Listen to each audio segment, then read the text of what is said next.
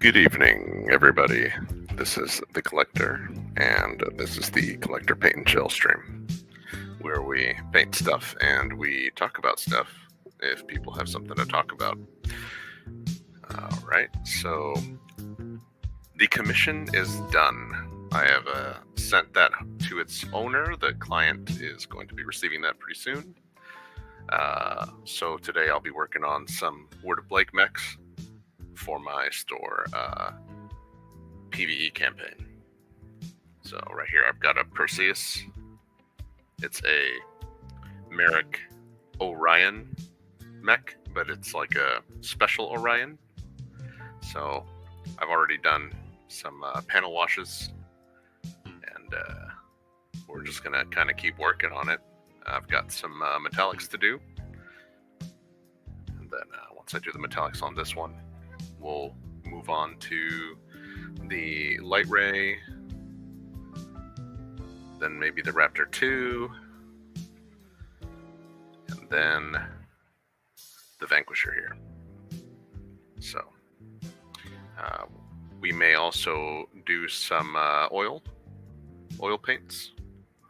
So right there I used the Williamsburg Egyptian purple and faded it out, and then I varnished it with some AK Ultra Matte varnish, which does a really good job at sealing the oil paints whenever they're on there. So, all right. Well, I'm gonna get my brush nice and wet, and then we're gonna get started. All right, let's get this. Let's get some metal paints in here. Let's see. For metals today, let's see what I want to use. Let's use some Vallejo Metal Color Duraluminum.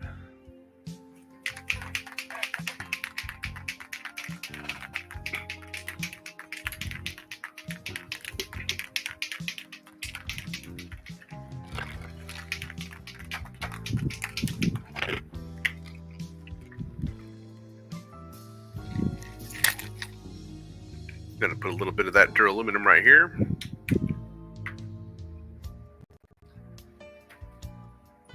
All right, let's see. Let me zoom into this guy.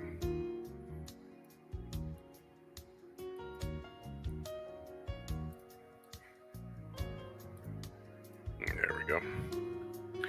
All right, and I'm gonna start applying this metallic paint. Again, it's the Vallejo Metal Color Duraluminum.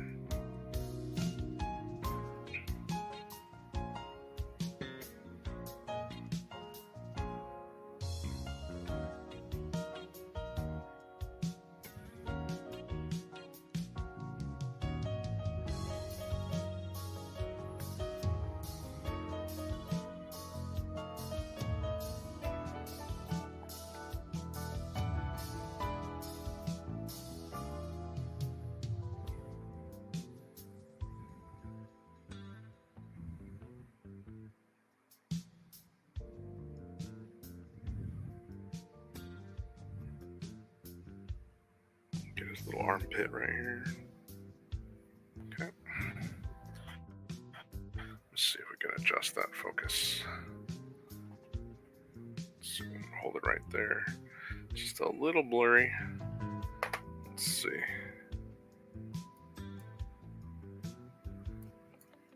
A little bit better? Yeah, it's a little bit better.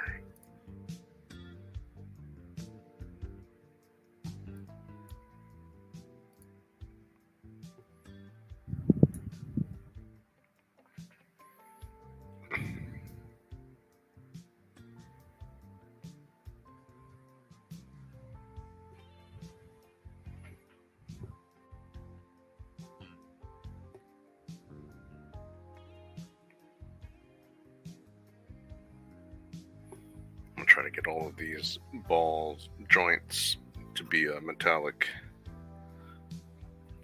shiny silver.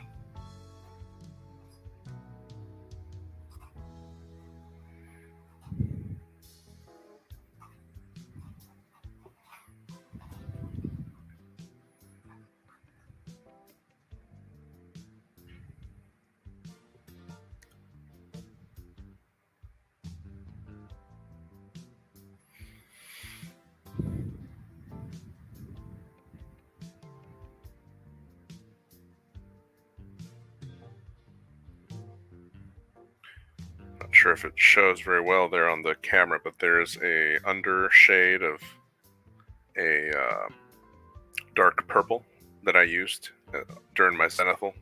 So instead of a black at the bottom and a white top, I actually use that purple for the bottom.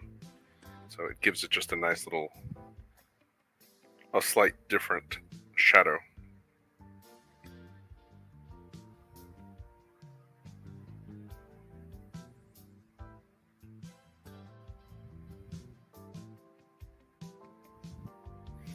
I really like this guy's wacky pose. He's like, "What's up, man? I don't know. I don't know what's going on."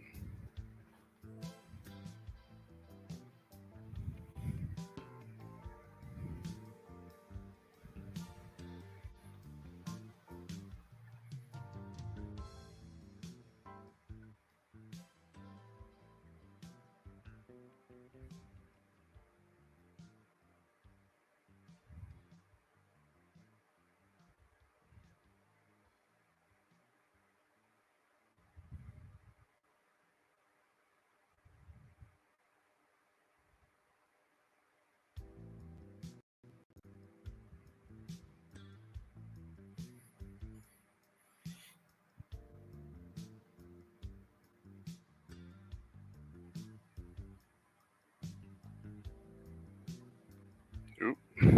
Yeah, I messed up. I wasn't trying to get the silver on that. So let's see if we can clean it up a little bit. The Vallejo metallics are so heavily pigmented that you're not really going to be able to get it all off, but if I can thin it down just a little bit, I can come back later with some white. Here, let's use our little sponge tool.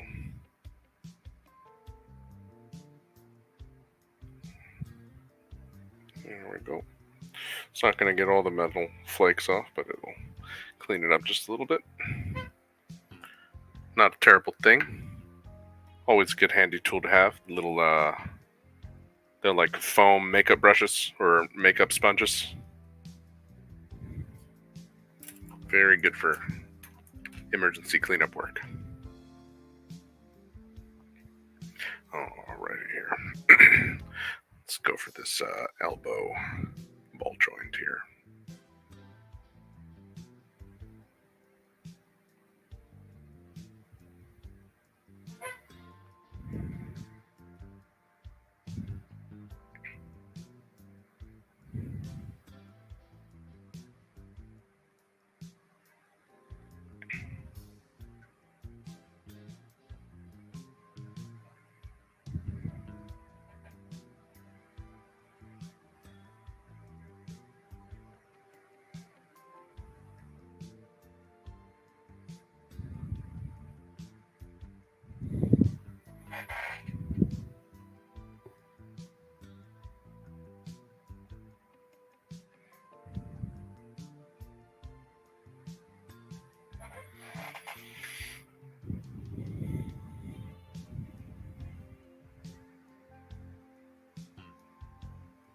Alright, and then let's do these little hip leg joints here.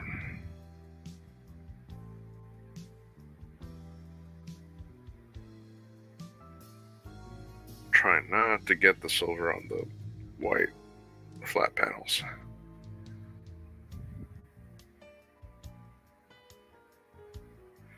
And the good thing about this Vallejo metal color stuff is it flows really well.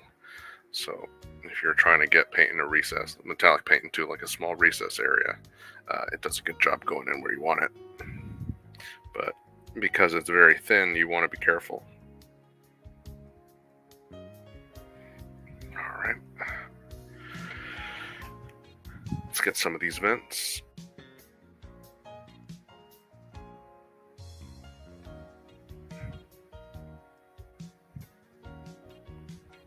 These are like little heat-sink vents.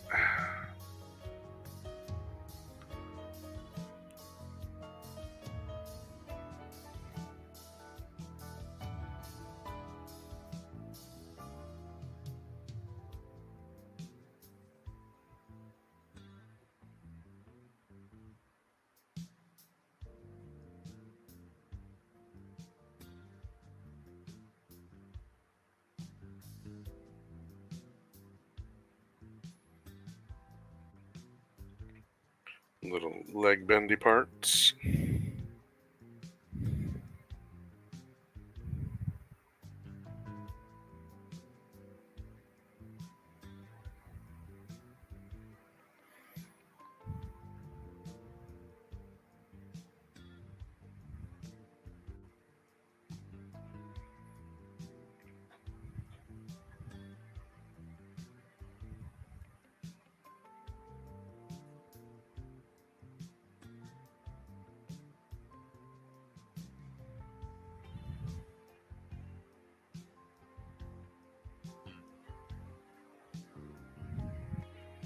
I imagine this back part would also be the same color as these little venti parts. And then we'll come back with a black wash to fix that up here. Okay, let's get that other leg.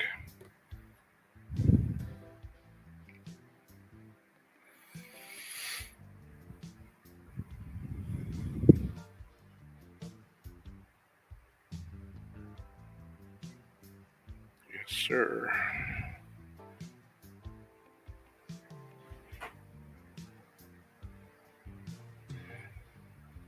Really like how this stuff flows.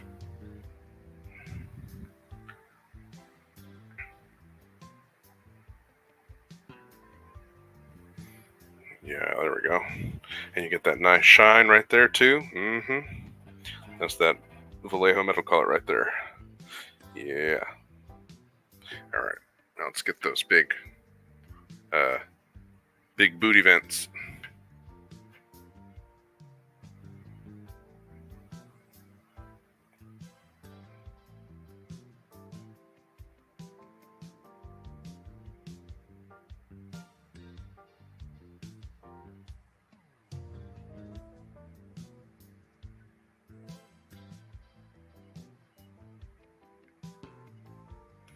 But Collector, didn't you already put a wash in there and you're messing it up with the silver? Yeah.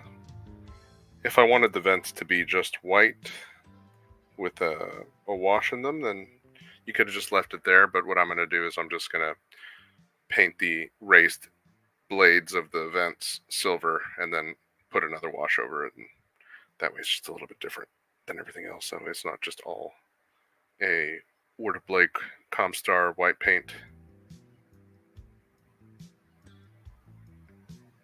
You got these ones right here too. This is really cool about some of these Ironwind metal mechs is they have all these little details that you don't really notice until you start painting and washing the mech, and then you can see all these cool vents and etchings and stuff that you can see kind of like separating the armor panels. A lot of the new plastics, they have really cool defined details, but don't sleep on these Ironwind metals either, because they got just as many details that you can pick out and have fun with and paint how you want.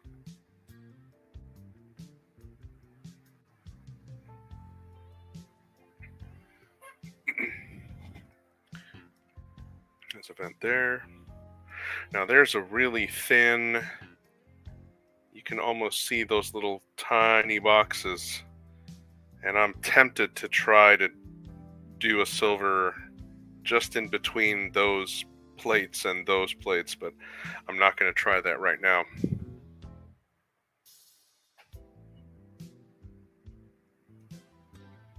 Let's see, we got another vent right here, kind of in the front left hip area.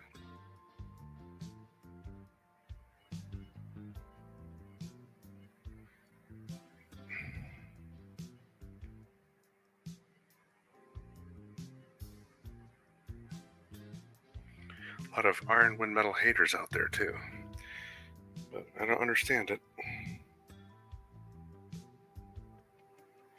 I love them all. Give me Ironwind metals, give me Unseen, old Ral Partha stuff, give me the old Fasta stuff, give me some Robotech stuff, give me the new stuff. I like all mechs. All mechs are cool. Maybe the giant robots. Yeah.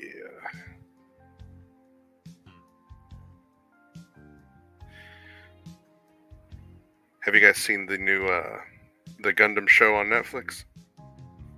That show surprised me. I'm not gonna spoil the story, but they did a decent job. I'm impressed for a Netflix show and for a westernized kind of version of a Gundam show. They did a good job. Pretty good. Good soundtrack, good mobile suit battles. There's also a cameo from one of the characters of 8th MS Team in there, which I won't spoil for you here. If you are in any of my Discord groups, you probably already got spoiled because I got a big mouth. So, yes, sir. Gonna get that waist, torso detailed, nice and silver.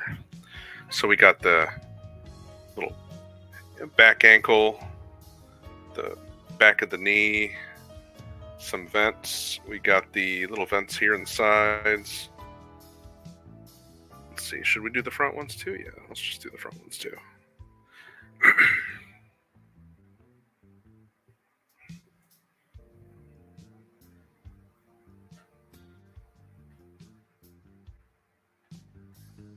This thing has a bunch of heat sinks.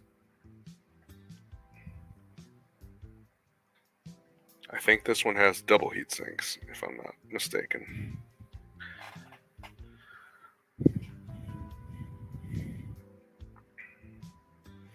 Alright, let's paint some of this part of the barrel here.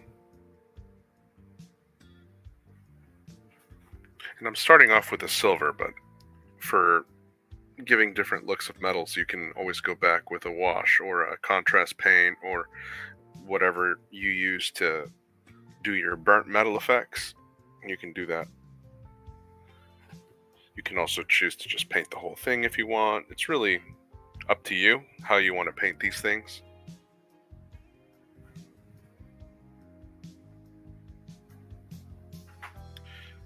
Yeah, let's do this. Let's do the LRM 20 pack here. And then we'll go back with a wash and blacken these holes up a bit. Try not to get the silver on out of the edges here.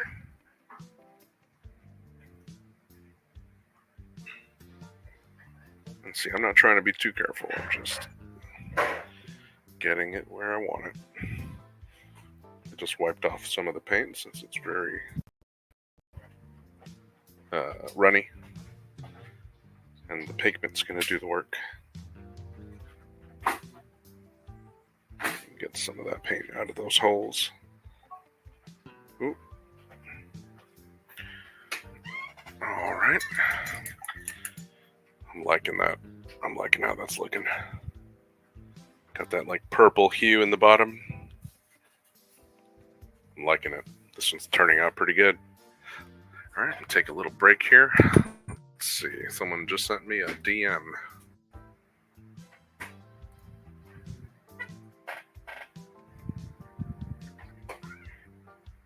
Here, we're gonna have to log out of this.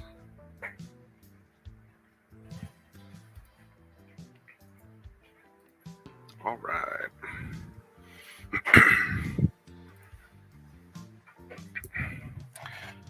Gonna let the silver paint dry there.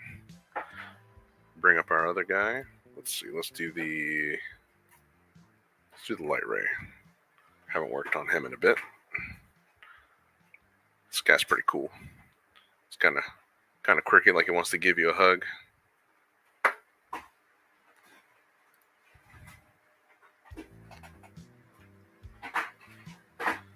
Let's see.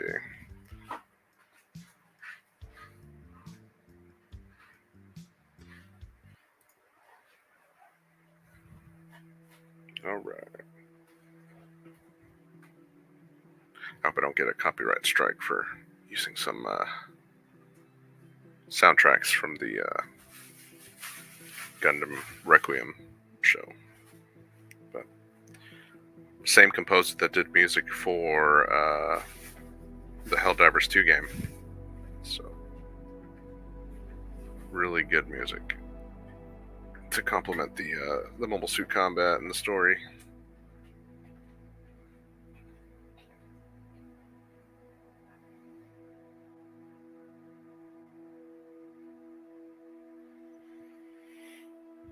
Yeah, there we go.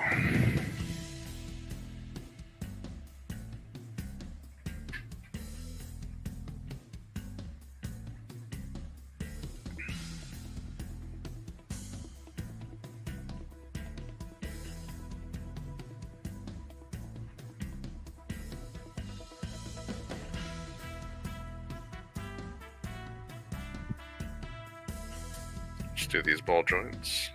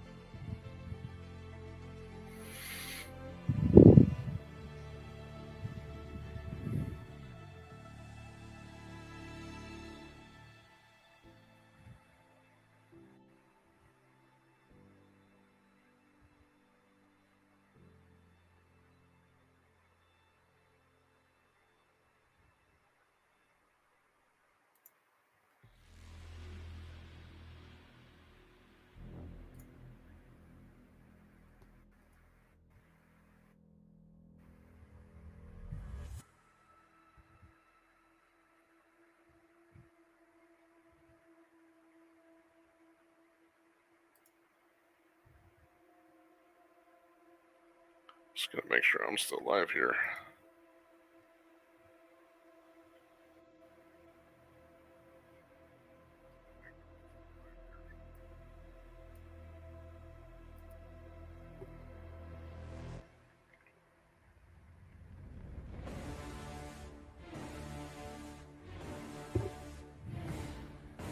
Oop.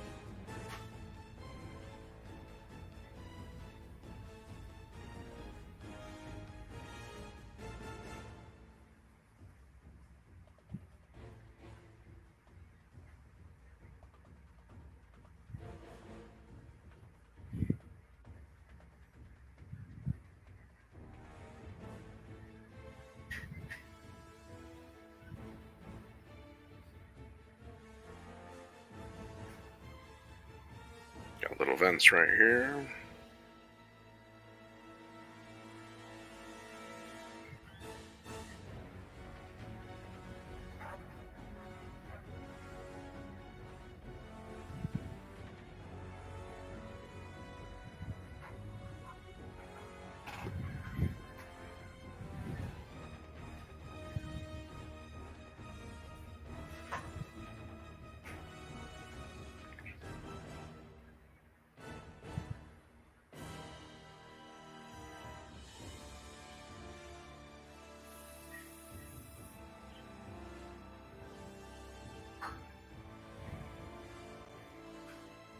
Let's do those hip ball joints too.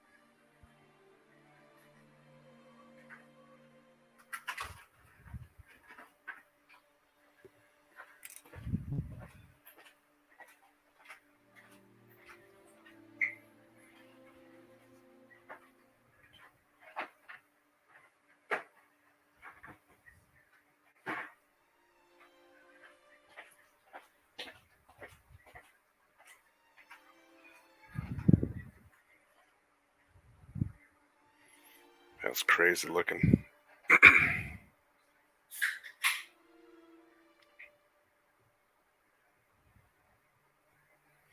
Jiggle, jiggle, jiggle, jiggle.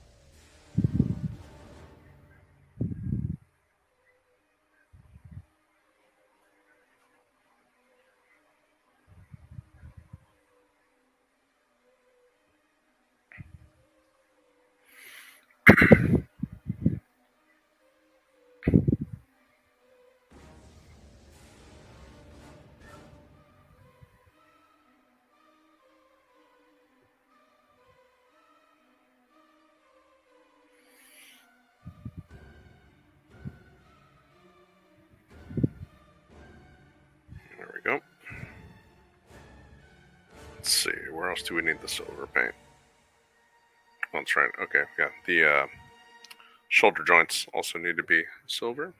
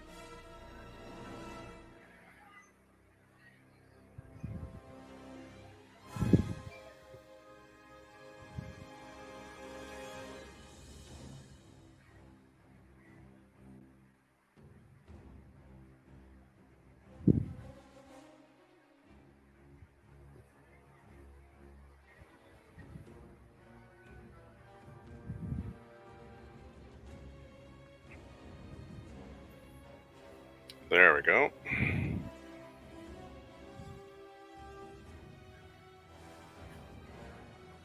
You can see that light reflecting off of that metallic color. Looking good.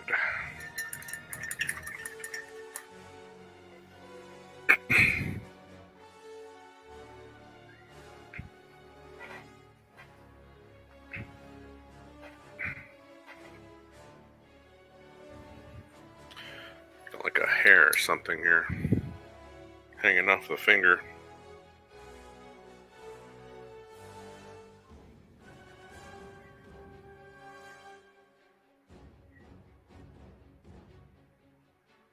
There we go.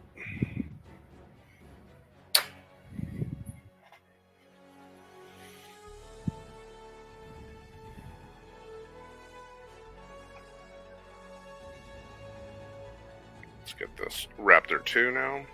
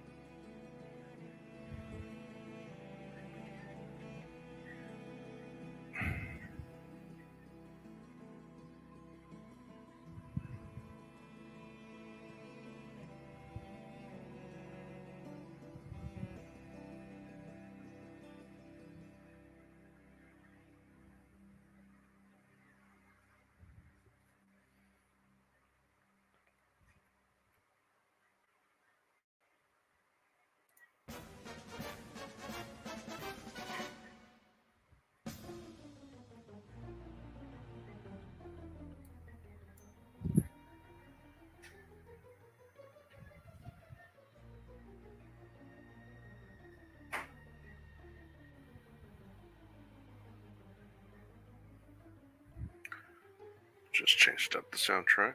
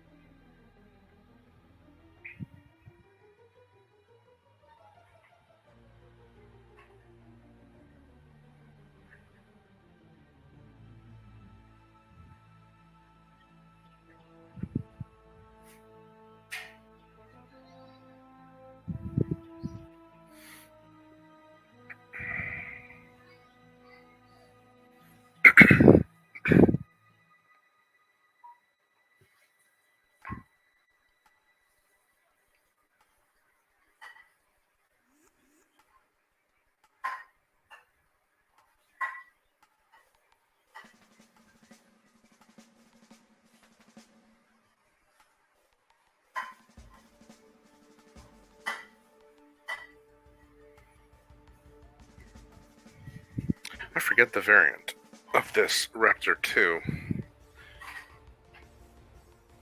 But it does look like it has something like a Streak SRM6. Maybe a medium pulse laser or large laser or something. I can't remember.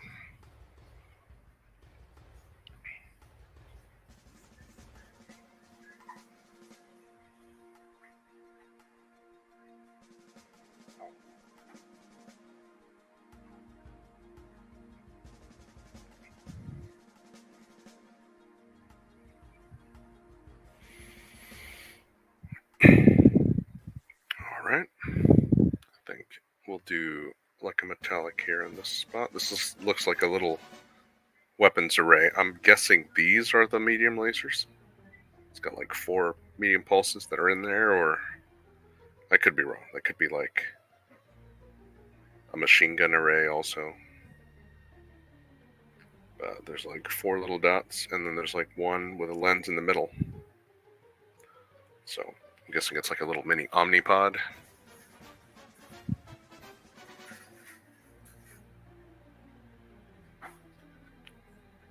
But we'll make that metallic. Alright. I'll leave the missiles alone. Let's see, are there any like other vents or anything? I have no idea what that's supposed to be. I don't even know there's supposed to be something that attaches to that. But, I don't know. I'll leave it alone for now. Let's see. I'm kind of tempted to just paint the entire leg metal, like a metallic, and not even worry about there being paint on the legs, just because of how bony they look. Thoughts. Alright. Now, I want to pull this guy out. Let's pull out the Vanquisher. So I had started on some purple fades for that panel to do like a stripe, but I wanted it to fade for each armor panel. So I think it looks okay. But let's go ahead and start doing some of these metal apps. Let's see, I'll start with this exposed metal here.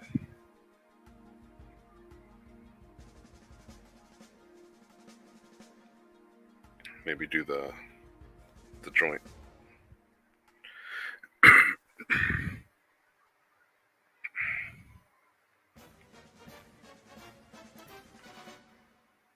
Let's see.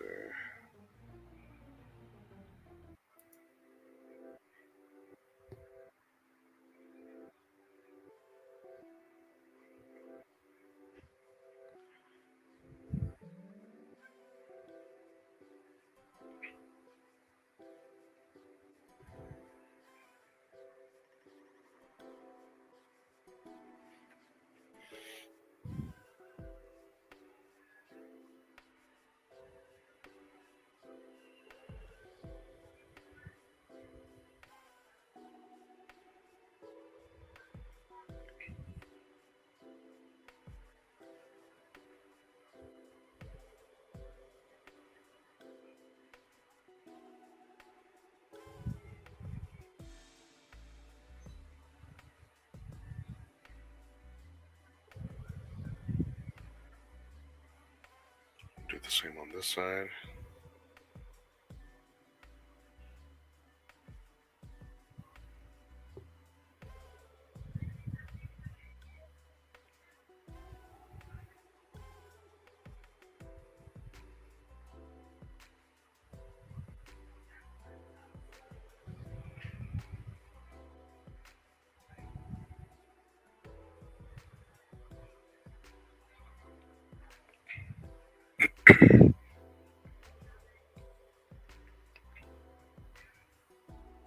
Okay.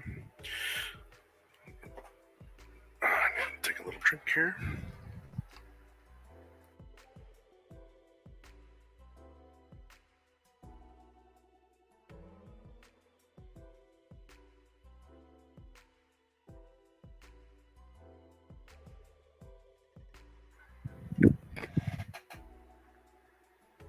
All right.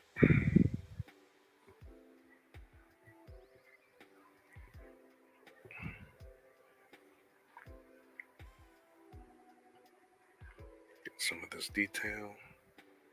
That way we're not fielding half-painted stuff on the campaign here. Gotta make these look good.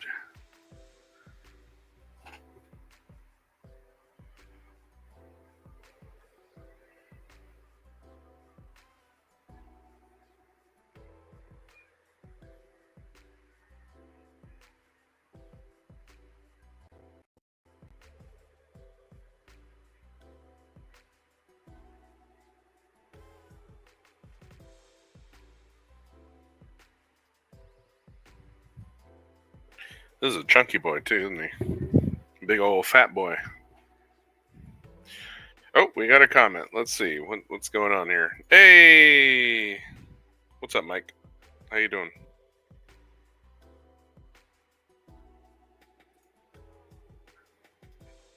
Just painting. Just doing the stream. I finished that for first Crucius Lancer's commission already, so I'm just painting up some Comstar / Word of Blake stuff / Merrick stuff for my store's PvE campaign that we play on Sundays. So tomorrow, the guys can fight against not half-ass painted stuff. So gotta make the bad guys look good.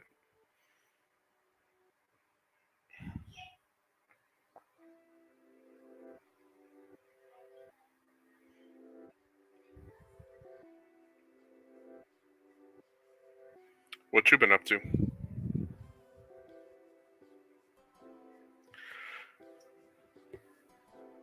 Oh, nice.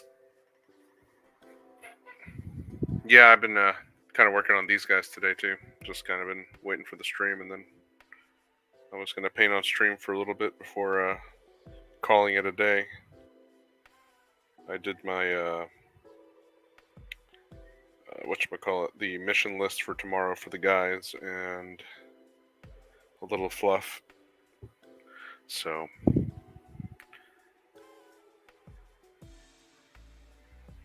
we're on year 3068 of the Jihad period. So 2 days ago in the Jihad, so 17th, Merrick invaded 2 planets that were under the Lyran control. So Operation Broken Fist is in full effect, and the Word of Blake are also seizing territories. And they nuked Cyan and killed the St. Ives Chancellor lady, Candice Liao. So that was a little bit of a thing.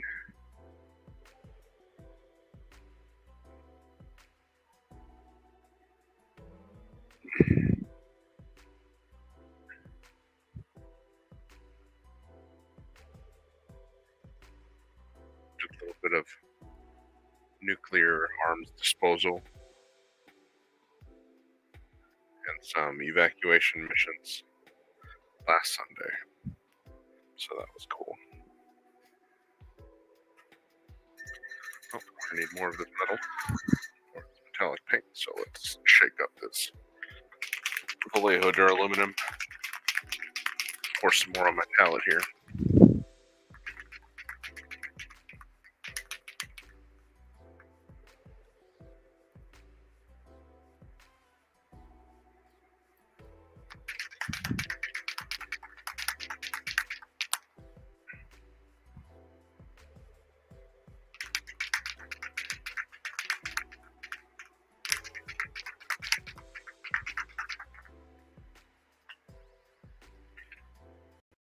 SA4. What is SA4?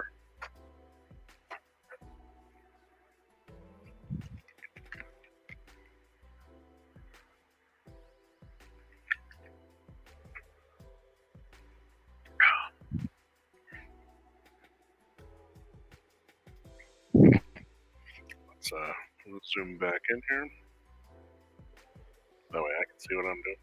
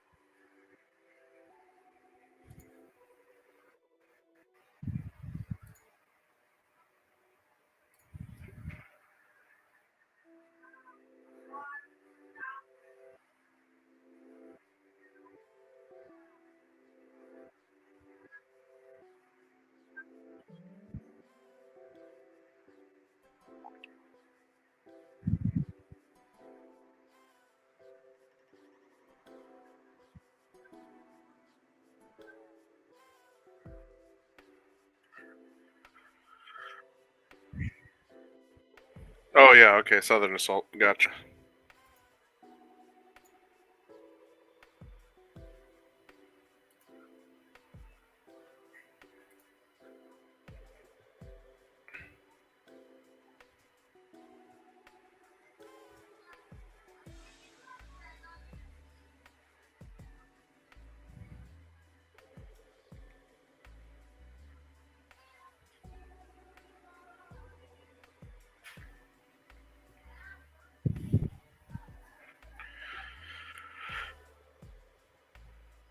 Cool.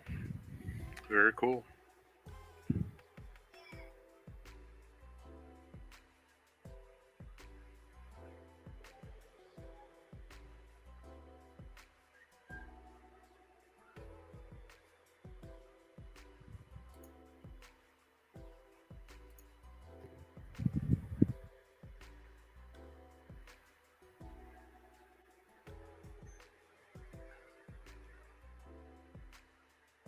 If you want, feel free to share your link here. That way people can see it, and if they're interested, they can check it out.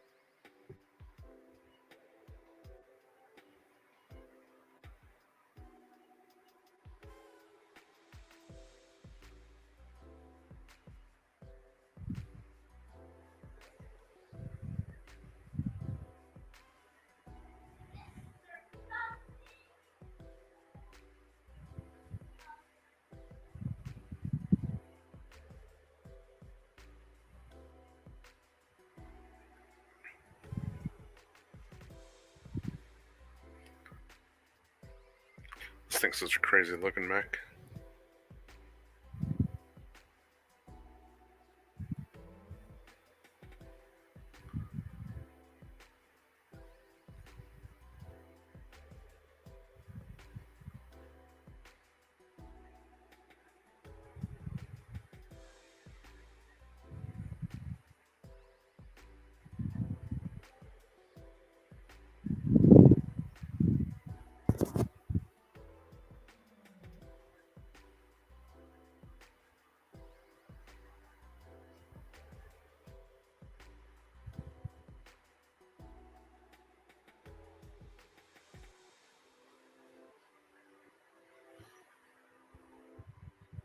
Sorry I don't have that much to talk about today. I'm just kind of focused on painting.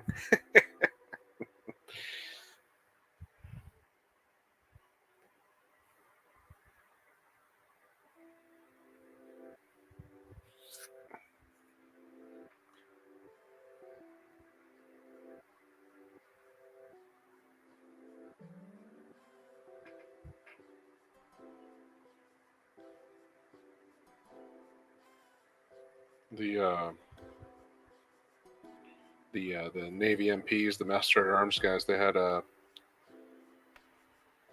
saying that they would or like a slogan that they would put on the sides of the armory doors, or like they would have these shirts, and on the shirt it would say, "Shut up and let the guns talk."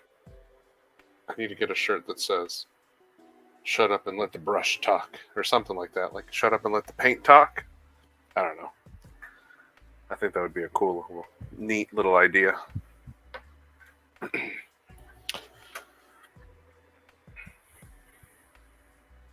Oh, nice. That's cool.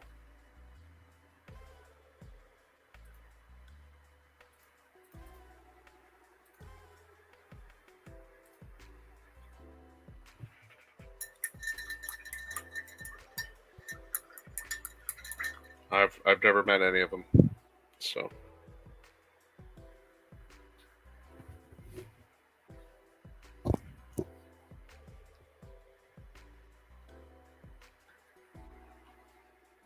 Let's move that to the side there. I'm gonna get a little handle for this guy. But yeah, feel free to drop a link to your event or to the event. That way, if there's anybody interested, they could click on it and check out more details.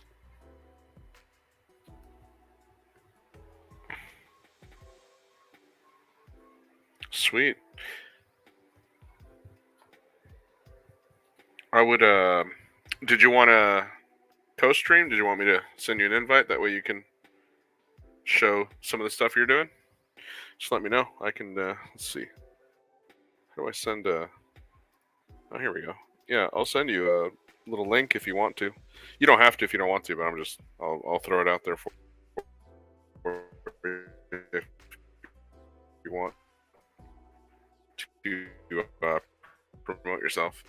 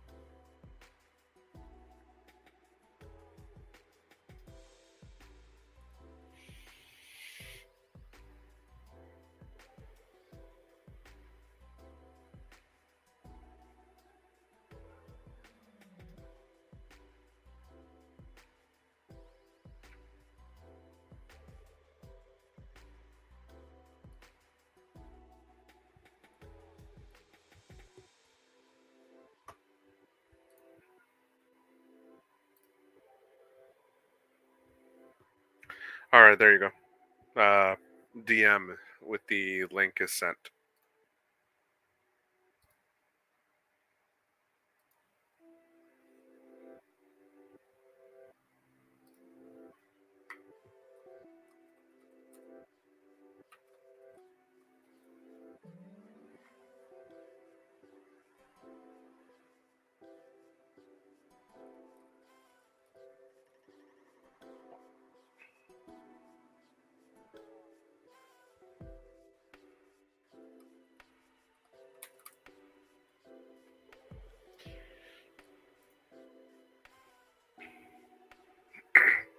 I'm not 100% sure if it'll let me do it because I don't have like a paid subscription to this, so it may not let me. But I mean, we'll give it a shot.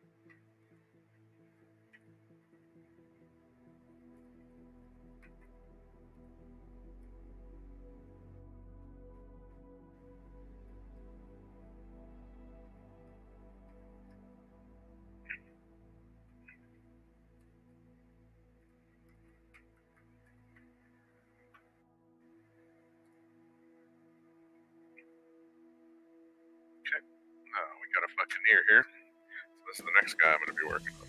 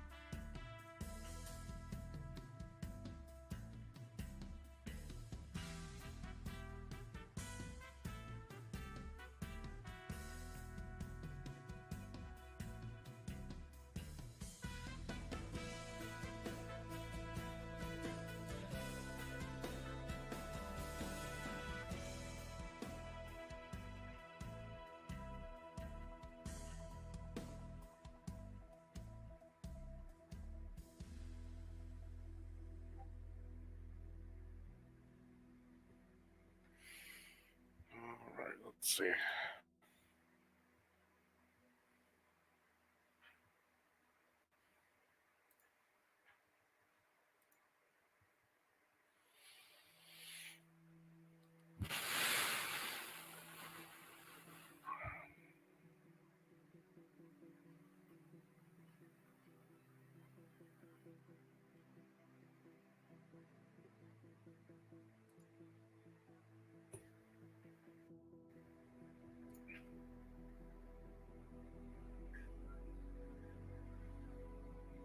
Oh, here we go.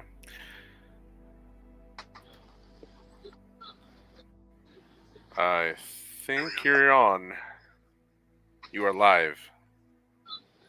Yeah, let me mute that so we don't get an echo. There you go. Welcome, Mike. Thanks for showing up. Not a problem.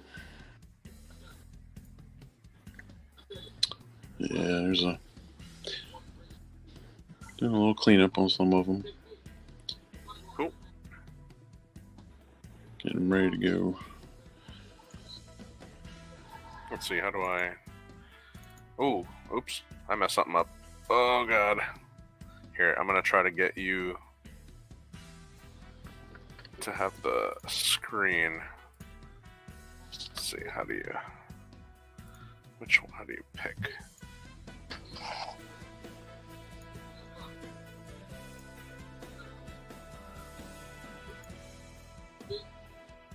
Oh, I have no idea what I just did. Let's see.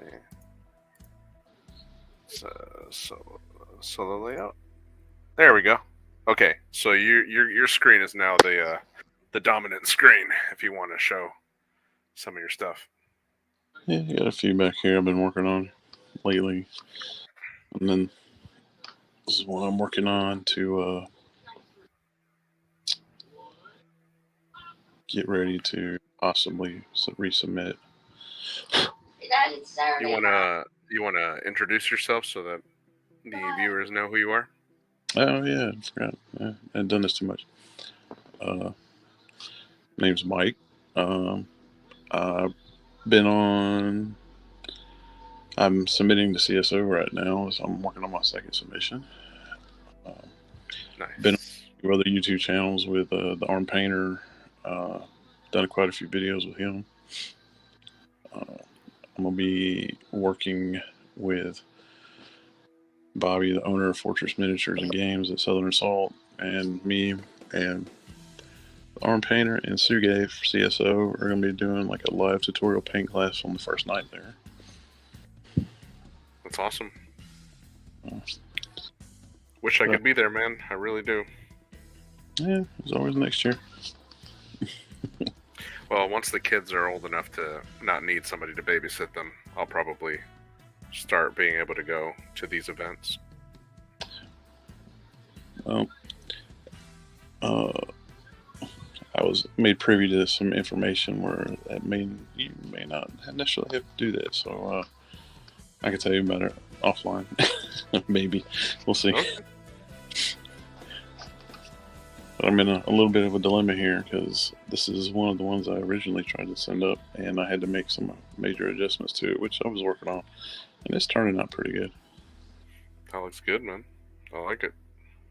And then I also worked on a Beta Dragoon here. Yeah, I like that green. That's a good green. Readjust my light here. Yeah, it's a little better. Looks good.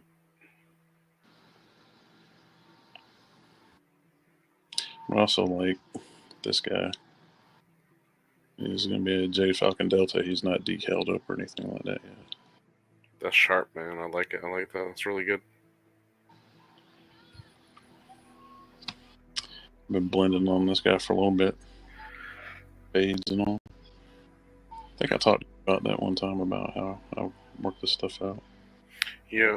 Have you tried oil paints? Like the whole oil thing that like TBL Hobbies uses? No, I was looking at the conversation you guys were having, or listening to you guys talk about it that night. I haven't really messed with them too much, honestly.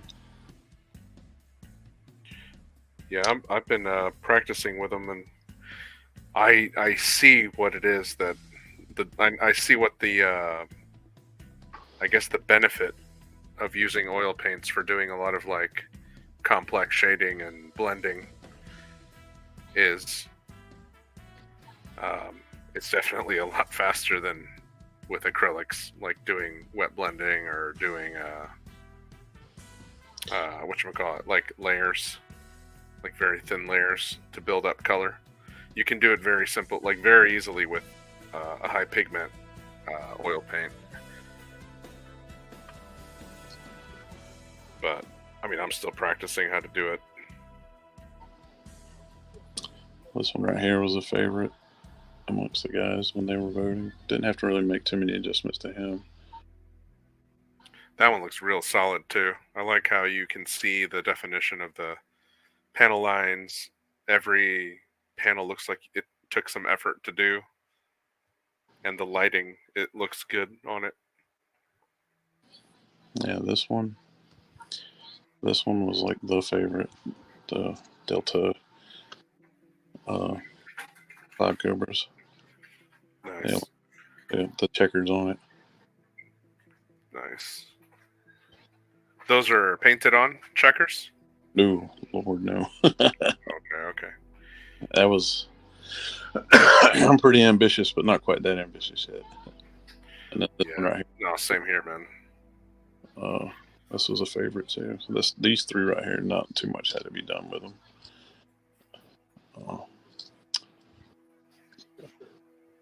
This one was almost more red than it is a rusty color now, so I kind of toned it to where it needs to go, but I'm still on it a little bit. Yeah, I like that rusty color. Looks good. And then this guy was this one was like a 50-50 split about certain aspects of it. They like all the detail on it, but for the unit and the qualifications for it to be a Canon mech on there, I made the adjustments on it. I just gotta reseal it and resubmit. Take the shine off of it a little bit, I guess you'd say. Make it a little more matte. Use that ultra matte. Yeah. I've been using the hell out of the those dry brushes that you referred to me, that you sent me. Dude, those things are freaking magic, man. Like, and they're tough. Like, I've been beating the crap out of them, and they're still holding. I don't know what the hell I've been using before that, but those are good. There's one I've been working on for a buddy of mine. Oh, nice. Little Irby. Gray Death. Cool little, Gray Death Irby with a little diorama. You got a little cone and a little barricade thing. A little OSL on the back there. I like that. That's pretty cool. Yeah. Is that going to be one of your submissions also? No, not necessarily. All right. Gotcha. Well, I appreciate you showing me the stuff you're working on, man. Like, that's really good. That's another one right there. I like it. I like the cool ruined car. I've been seeing people on the Camo Specs Discord sharing STLs and stuff of like destroyed vehicles and background objects. Hey, that's that Atlas. Yeah, you know what? It looks a lot better now that you're showing it to me versus the last picture you showed me. That's looking good, dude. Yeah, started detailing bones and all that. I got to decal them, and I think I might seal them up tomorrow or Monday, and then do a few more on it. Hell yeah, man. That's beautiful. And I got other ones in various states. Yeah, that's gonna take a while just to get all those details, but I mean, it on that atlas, it looks really good. This one is way better than I thought it was gonna be. Yeah, what kind of did you use a wash to kind of wash over the white to make it look more bone? Actually, I have. Everybody want to use them? Got it right here. Since I'm gonna be using quite a bit of their stuff, I have a. Yeah, I got that. Yep. Ivory. I have bright ivory. Bright ivory. Yep. And dark ivory. Yeah, I got those. But what I also do is I'll take this. Okay, yeah. Water it and like dilute the hell out of it. Have you tried the Pro Acryl their brown wash and water it down? It's actually pretty good. If you water it down, it's so thin and it gives you a nice subtle shade. It's not very potent, and you can layer it. No, not yet. I might be getting quite a bit of that stuff here soon. Yeah, trust me, it's good. Like the black wash, you water it down, and it does not stain like the surfaces. Like it'll go just into the recesses, almost as good as oil wash. Started working on this guy today. Nice. Is that a 3D print? No. Oh, well, I don't think the code that I found is wrong. I don't know what code they'll have to use. Is it Alex phone? No, it's not a 3D print. Oh, you know what? Gotcha. It's actually the Gen Con release of the Mad Cat Savage Wolf. Nice. If I find it, I'll give it back to you. Okay? I had a friend of mine kind enough to pick me up 2 of them when he was there. Cool. And then this guy, not too many people see these. Yeah, Triskelions. Yeah, those are cool. He's too big for a regular base, so. We have a guy that has a couple 3D prints of that. And I'm working on this monster, but I actually got an idea and a stencil, so I'm gonna completely re-black this one out and go a different route. Okay. So this half right here, I actually have the Stone's Lament unit emblem. Yep. I was able to cut. So like I'm gonna basically split it down the middle and put half of it right here, so it's like bleeding into it. Cool. Like the whole top half mage is gonna be that white skull lament emblem for those of y'all who are familiar with that. Yep. Meanwhile, I'm over here painting Blakists. You know, not too probably early next year, I'm gonna get a whole group of Celestials. Yeah, I've been working on them steadily. I've got like a couple of them that I'm kind of almost done with. Like I got this guy I'm working on right now too, the Archangel. Oh yeah. So, but I'll be working on that one later.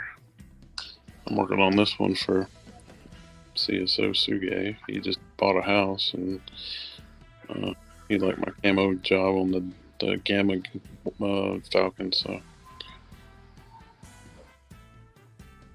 very cool.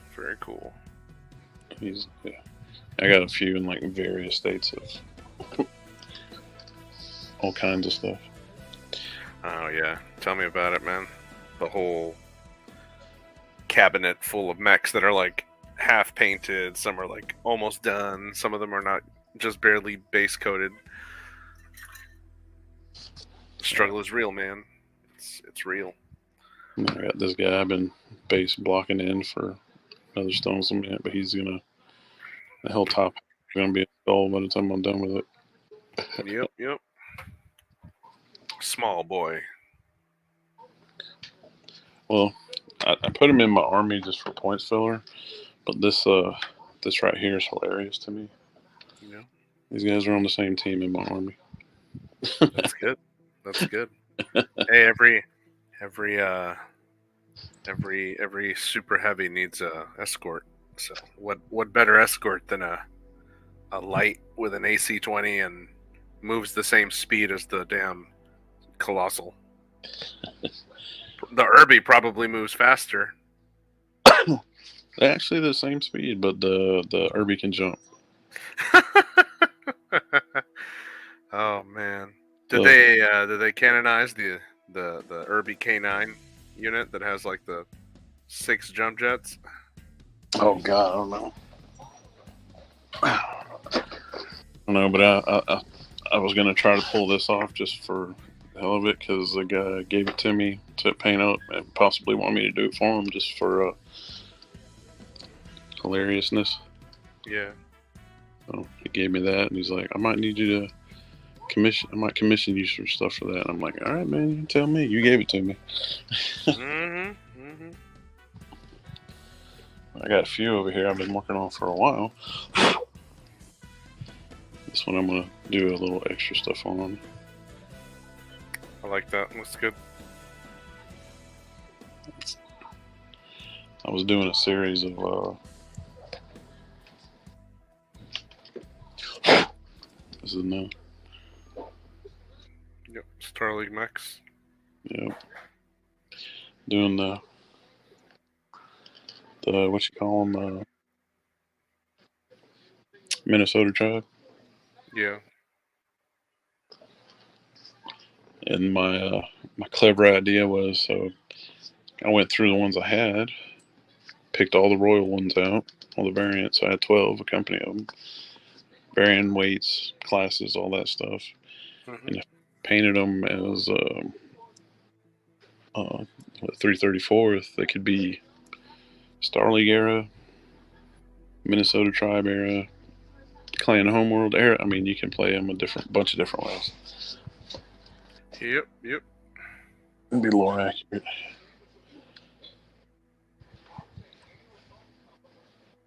It's very cool. Very cool.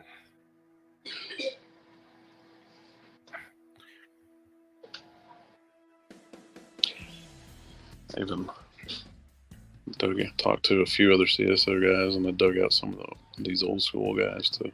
Nice. That's the old school right there, man. And we were talking to a few of them, and like we were comparing the old and the new. Yeah, I like the new one. I like the new one better, honestly. But the old one's still really cool. Well, we were saying that when this came out, I think this one says 97. Yep. This is still stamped on the bottom. Yep. The clans were supposed to be invaders, so if you look at a lot of the older style ones, they have a really like alien look, and when you look at a lot of the Inner Sphere mechs, they have this like utilitarian look to them. You know what I mean? Yeah. So when you go to compare the two, they just look vastly different. But when I was talking to Ray Aristia, the line developer last year at Southern Assault 3, because me and him struck up a relationship there. They were talking about their mindset behind updating the mechs for people. And they didn't want to take too much away from the old look that people were familiar with, but they wanted to update it to a more modern look. So they wanted to appease the newer people without making mad the older people, and they could still be recognizable. So it's like this weird balance they had to strike. That's weird. I never heard anybody really complain about, like, not even in the people that are very annoyed by CGL's direction, that they don't like even those people still like a lot of the new designs. I mean, like for at least personally, me, I like all of them. I like the old stuff. I like the new stuff. I like some of the MWO designs. Like I don't see why people hate the aesthetic of something, because I mean, I look at it like this, like how many different models of Toyota Camry or Toyota Corollas exist? You know, you have like from the 90s all the way now, and they're the same model, the same car, but it's just a different year, make and model. So just like you're pointing out there, you have the old Conjurer, and then you have the new Conjurer, and it's the same mech. It's just a different aesthetic because of the age. So I see it as like, you know, you can play them as the eras. You know, like, hey, I'm playing Clan Invasion era, or I'm playing you know, Ill Clan era. You know, so a lot of all the new ones, all the plastic ones, I just consider them uh, I'll just consider them Ill Clan era. Oh, I think I lost you there. Did you got disconnected?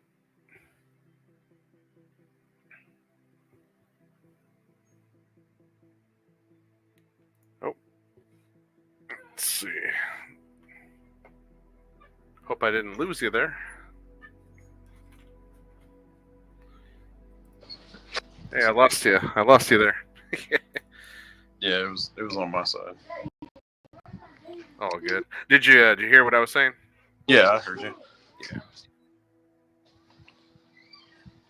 Here, give me like a few minutes, and I will be right back. Yeah, man.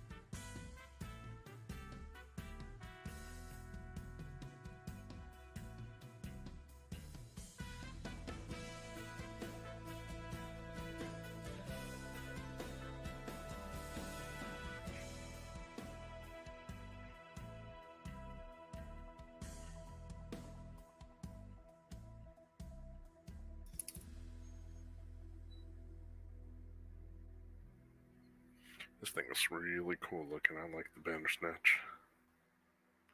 It's growing on me, man.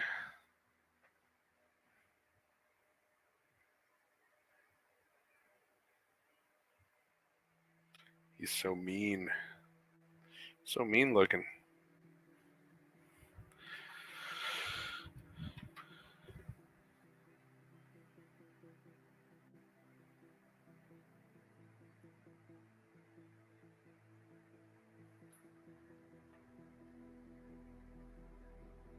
Put him on a little handle, that way I can hold him better. Should have did that before.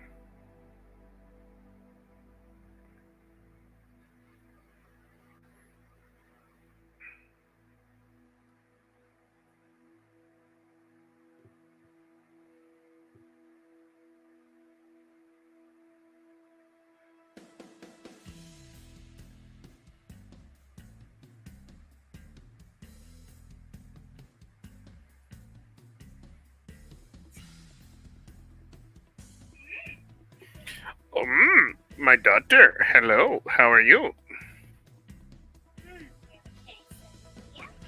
Oh, afterwards. Okay.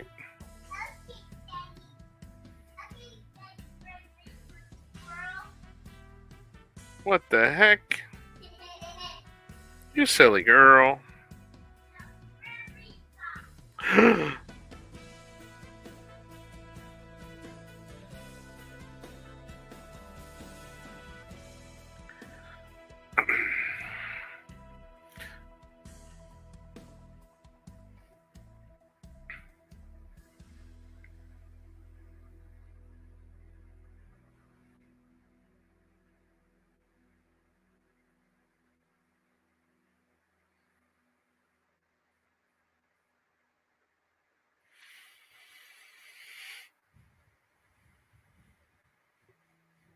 I don't know what this is supposed to be, but we'll just make it metal. He's got something down there.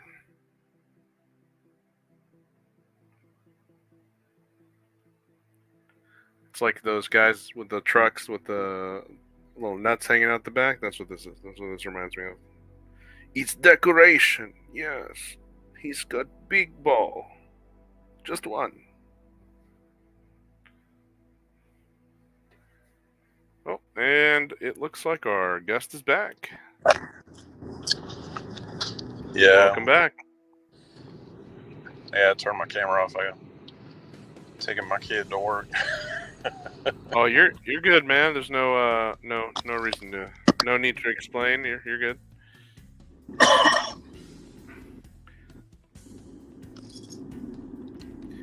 Yeah, no, I appreciate you showing us the work that you're doing, and good luck again to your CSO application, man. I think you got this. You got it in the bag. I'd like to think. I don't want to say I like to think so, but I've been people who aren't familiar with the processes, you got to the painting's part of it, and then you end up developing all these other skill sets that you didn't think were necessary. People love playing the game and painting mechs, and that's a big part of it, but like, you gotta learn like photography and taking a good picture, and that's another big part of it, because all those pictures that you guys see on the site were taken by the artists themselves. It wasn't like somebody did it for them. Yeah, of course. I mean, they got to market their skill set, and if you're gonna have a title that's worth something, then the metrics and the requirements need to be up to standard. They need to be there needs to be a really high standard. I think it's great. I think it's great for any group to uphold a high standard, because mediocrity and incompetence is not something that should be celebrated. So I think everyone that's a CSO deserves to be a CSO, and I respect their skill set, and a lot of their work is what motivated me to really get into painting Battletech, and not being crappy with it, like trying to learn. So more power to you guys. More power to you. Honestly, in the beginning, I had zero intention of applying. Yeah. I mean, honestly, this all really kicked off at Southern Assault last year. There was 80 people in that tournament, and at the time, it was it still is, so far as I know, the largest Alpha Strike tournament in the country. And then this year, I think Bobby said when I talked to him that they have 136 players in this year's tournament. And Yep. Up and for Aaron Cahill, Ray Aristi showed up, and part of the tournament, it's not a big part of it, but like if you're going to go for the overall winner part, then painting is part of it. So I painted one up, and I think I played Bronze Keswick Wolves. I can probably show y'all some of those, like, so you can see how different my skill set has adjusted in like a year. And it was doing pretty good.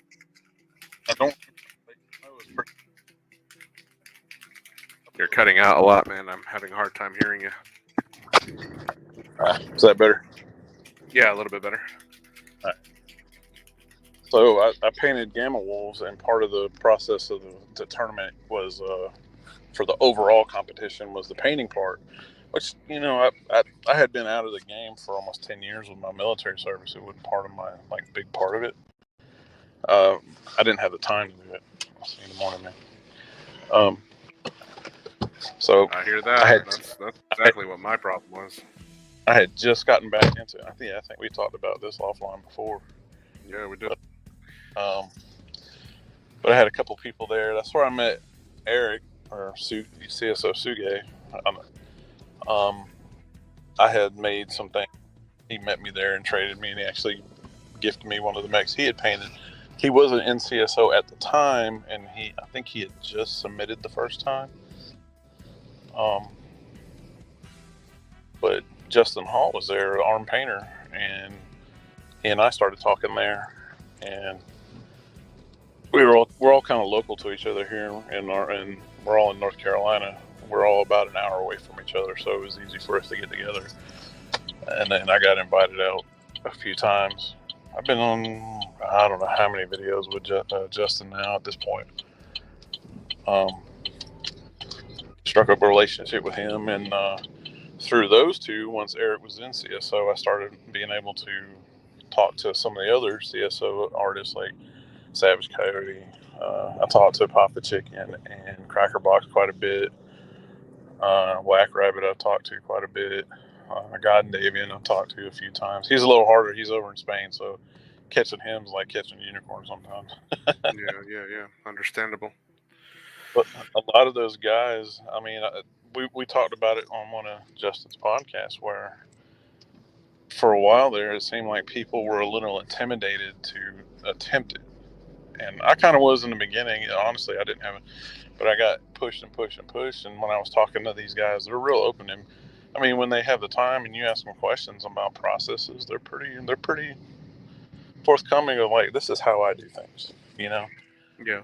That's what I've seen. I think all of them, all of the CSO people I've reached out to for questions have all at some point answered and provided some help. So I know there's a lot of passion there and love for the hobby and the painting. Yeah, so it's part of the process I learned is expanding your skill set, because you know you get to a point when you're painting, and I found this out, and you know, I wasn't like really looking per se until I met up with these guys. Like, how can I do this better? How can I make this look better? And once I kind of got over that little plateau, because you know, a lot of people perfectly fine, just paint it the way you want, play it, and makes you happy. That's great. It's really what it's all about. But if you're wanting to take that next step, then you kind of got to reach out and go, I see how you're doing it, but can you explain it, kind of thing. And that's what I did. And like my ability has vastly changed in just a year's time. Yeah, same, man. Same. I find that asking people who are good at something that maybe I haven't had a good time trying to do myself, that's given me the ability to learn and figure it out. You know, I like learning at my pace when feel like I'm able to do stuff, because it's not just about the painting, it's time management. You know, I've got 2 kids that I keep an eye on, and you know, now that I'm retired, I've got, you know, I have stuff at home I got to deal with. So I don't have a pocket of time. I need to make sure I have the pocket of time to be able to paint. Like, I've made Saturdays and Sundays my time to paint, stream, and then Sundays is my gaming day. So, but throughout the week, I'm usually busy doing other stuff, either my side gig where I'm doing contract work, or at home taking care of the kids. So, but once the kids are old enough, I'm gonna be good to go to really have more time to do extra stuff if I want to. When I was in the Navy, I didn't have any time to do shit. Like, I had no time to paint, I had no time to play, I had no time to do anything. So I've really been doing my painting and learning how to paint just only really in the last 4 years. Yeah, I feel that, because depending on what your job is in the military, like I was, some people know who have seen me on the other channel, I was military police, so like, yeah, a 12-hour shift isn't just a 12-hour shift. It's like PT before, reports after, guard mount. It can turn into like a 14, 16-hour day, especially if you have to make an arrest, which, you know, unfortunately that does happen. yeah. Well, when you're in the military, I mean, you're on the clock all day. Like, at least for me, Yeah. You know, there could be days where it's like, hey, you need to come in, we got training or something, and like I already worked like a full day, and that's like a short duty. But if you're actually stationed on a ship, well, now you're working all day every day, and you get off whenever they tell you can get off, even if you're not doing shit, because you can't go home until everyone can go home. You know, so Yeah. you stay as long as pretty much the department that is there the longest. Yeah, when I got back into it in 2020 when I got out of service. You know, Yeah, same. You got out the same time I did. I got another government job, so I didn't really lose my government service. I just had like, I'm coming up on like 12 years now, something like that. Yeah. Total service anyway, but yeah, my downtime. But here lately, I've been doing a lot of overtime, and fortunately, I work from home, so I only got one office day. So when I get done, then I got to do adult stuff around what's needed, and then Yep. I usually spend my evenings painting a little bit here and there. Yep. I don't tackle big projects until the weekend though. Like if I'm gonna start something brand new, or I'm gonna start a group of something new, that's like a window. Yeah. These guys are guys that I've been using for my campaign that I haven't finished yet, so they're not really. I'm not obligated to finish them, but I want them to look nice so that the guys are not fighting just mechs that are just painted white with some panel wash. So I've been working on them little by little for about a couple months now because I had a commission I was working on. So, but they're not looking bad. I've got them pretty much down tabletop standard. So, and then I'll add more as I see fit. Yeah, I haven't gotten the commission right yet. I've had a few people. I had a couple of Army buddies ask me a few things here and there, which I've done, and I've had people request or going pretty much told me they're going to request a commission from me in the future, and I know who they are. I haven't like just opened myself up for like open commissions or anything like that. But if I'm waiting before I decided to jump on that ship. Yeah. Yep. Because not saying it's going to happen, but if I'm fortunate enough to make it in the CSO, if you look at how much some of their commissions go for, it's not cheap. Yeah. I mean, I'm not cheap either, but I also don't take on a lot of commissions. I do just a little here, a little there. Yeah. I know one of them. He says he charges $125 per model. I've heard that. And his stuff is, CSO quality stuff. Like he's really good at painting. So I was like, yeah, that's good. I charge $65 per mini, but I mean, I can get it up there. I can get it up there to a very decent standard. And client pays. So I mean, if the client's happy and he's been a repeated client, then I guess I'm happy too.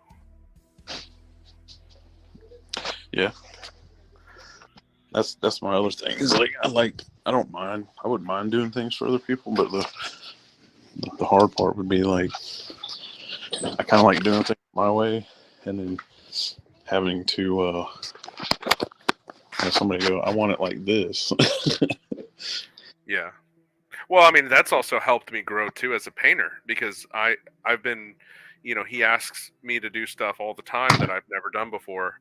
And I go, okay, I got it. And then I go and I ask some of the CSO guys, or I'll go online and YouTube and look up somebody who painted something similar. And I've never failed. I've always learned something new, and it's always increased my skill level. So, it's maybe it's maybe a slightly different route than what you've done, where you've asked the CSO guys and you're trying to get into CSO to compete and having them be the metric, and that's cool too.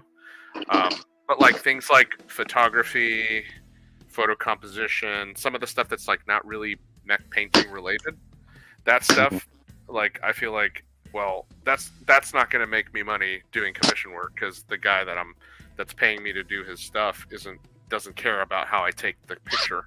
He just wants his mech to look really good. So Yeah.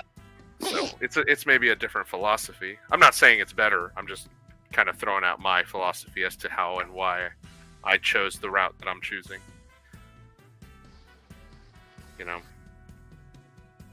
But yeah, if you can match the or succeed the CSO quality, then that's an achievement, because those guys, they have a really high standard. It's like, you know, I look at it like getting into an Ivy League college of painting mechs. You know, you're getting into a really exclusive group.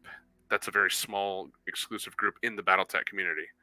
So I think it's great. You know, me personally, I don't think I've talked about this live. I think me and you've talked about it offline. But like, I don't really feel the need to join CSO. And now with the new rules that they've implemented, like, I'm not, you know, if they want to invite me, then sure, I'll take up the challenge, just like I do my clients. You know, if when my clients say, hey, can you paint this? I say, hell yeah, let me figure it out, and I'll figure it out.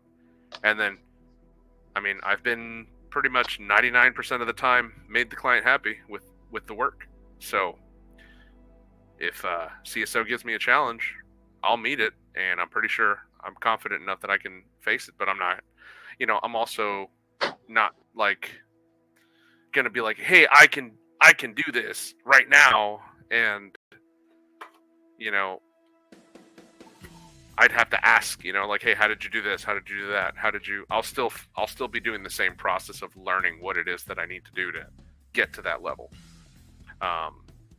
And I remember me and you were talking about some of the stuff. Like, there's some stuff where you didn't know what it was that they were asking for, and so that's why you asked. And then yeah, when you go through the process of submission, you submit. You got to pick 5. Yeah. Of varying units, and one of them has to be, from their unrepresented list. Underrepresented list. You do the painting and the pictures. You submit it, and then all the guys vote on it. And then they'll send, and then 00 Matt, he'll send you back the notes from all the guys. You know, if there's some that are the same, they'll kind of just admit it down to like one standard note. Yep. One of them I got was a little confusing, so yeah, he's open to, you know, he even puts it back in the email. He said, if you got any questions or concerns, just reach back out and we'll get it fixed. So yeah, they're pretty open. I would totally be the one asking questions, going, you know, hey, can you break down exactly what it is that I need to improve on, and like what exactly doesn't look right?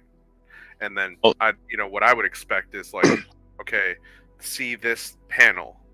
See how you did this panel, try doing it like this, and then maybe show me an example of like how that panel should look. And then for maybe like light sources, like if that's the issue, then like show me like, okay, so the light, see how the light source is here, and you have the shadow here and the light glint here. Actually, the light glint should be here, and like maybe take the picture that I sent, and then with like, I don't know, PowerPoint or MS Paint, just draw a little circle like where the light should be. And then with that'll help me see, oh, okay, that's where it needs to go. You know, like that's how I learn. I mean, you show me how to do something and I'll do it the way you show me how to do it. Like, but like theory and like making me read a book or something, or like even if I'm watching somebody on YouTube doing something, they're not really explaining how or why they're doing something. Sometimes they just do it, and so that's not going to be as helpful. Like, yeah, sure, he's showing how to do it, but he's also not explaining the philosophy behind how he's doing what he's doing, you know, how that artist is doing what they're doing. Well, it actually gets like really detailed. So like the mech you submit, you don't necessarily have, like, I don't know, I guess it depends on who you talk to. I heard a couple different things, so I just submitted like, hey, this is an archer, this is a dragon, whatever.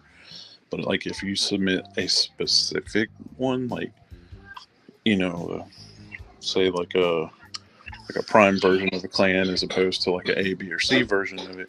But if you say this is like the A, B, or C version of it, it better actually look like the A, B, or C version of it. Yeah, yeah. So do they do like WYSIWYG? I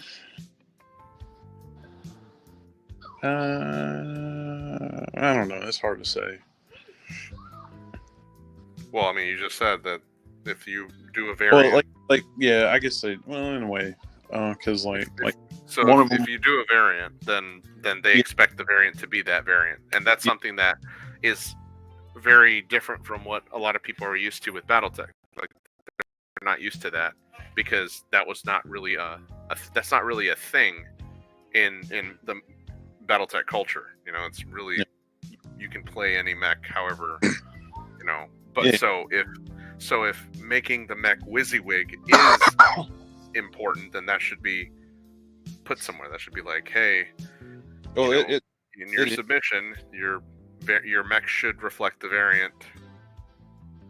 Yeah, when you look at their submission stuff on there, which from what I understand is changing a little bit, so I don't think it's drastically changing. I just think the way you're accepted into it or invited into it or how you submit is changing.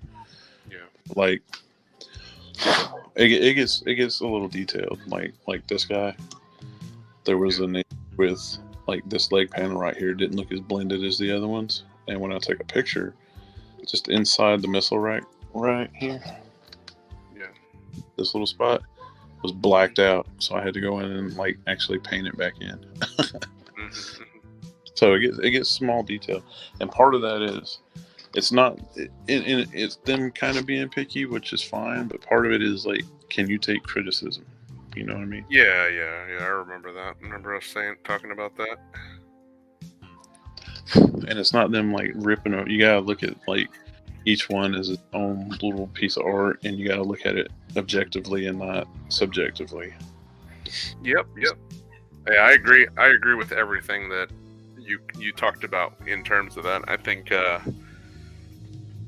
they have the right to have their process the way they see, and I think that vetting process is actually a good thing because it's also not just about the work, but the person too. You know, if the person coming in is of good character, then you know that's good to have in your group.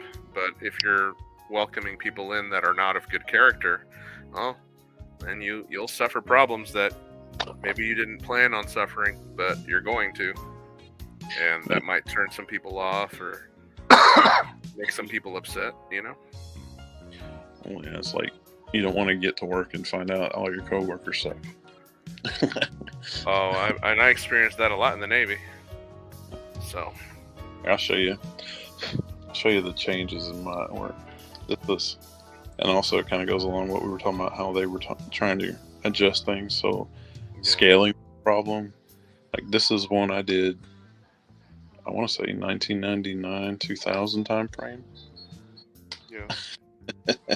Yeah, that's the old, I have one of those. I have one of the old ironwood metal daishis. This is like 17-year-old me, 20 years ago, 30, however many years ago it was. This is one a year ago. Yep. Looking good. Yeah, but for the way I paint now, I'd look at it and go, I wish I didn't do it this way. Yeah. And then, well, you know, we're all still growing and learning, so. Same unit, same colors, but vastly different, like gradients and blends and all that stuff. Yeah. Well, again, you learn and you get better and you use different techniques, and you know things aren't going to look the same. I mean, we also I've talked to the guys quite a bit about how much effort some people put into certain ones. So there's like, well, if this one's going to get handled a lot, I'm not going to put the same amount into it if I would if it was going to be like one you would put on the side or something like that, because that's just two different processes. Yep. There you go. There's one of my old Vanquishers from I don't know how long ago. Hey, look at that. Hey, chunky boy. Yeah. We got quite a bit of those little. Some I painted years ago, probably 20 years ago. Mm-hmm. Yep, these are for a Merrick force that I'm using against my players as a NPC bad guys. Op 4. Just make people feel nostalgic. Yeah. The rest of it's in the box over here. Yeah, little locust. Spindly leg locust. Little fast dude. I was always intrigued by this decision. The tall atlases. Yeah. Stay here. And then you got the teeny tiny ones. Little fat boy. All this stuff is out of my I painted this 20 years ago box. I don't even have 20-year-old mechs. I think I started collecting in 2016? 2017 is when I started collecting Battle Mech. I got a few that I found. I've been cleaning up to that ridiculous yeoman. The boombox. Yep. Some of these I inherited from a buddy of mine, so they're painted by him, so I haven't stripped them down yet to redo them, but like there's a Blackhawk KU. Yep. A lot of these Mech Warrior 4 one. Yep. Tempest. Yep, Tempest. That's another one I gotta get.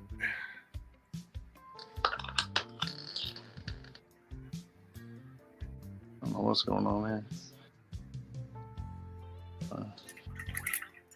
Got like 3 boxes of these things in various states of cleanup.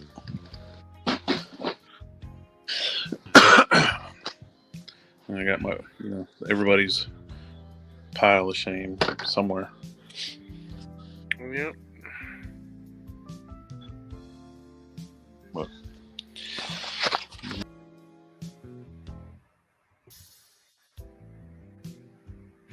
Oh, I lost you again.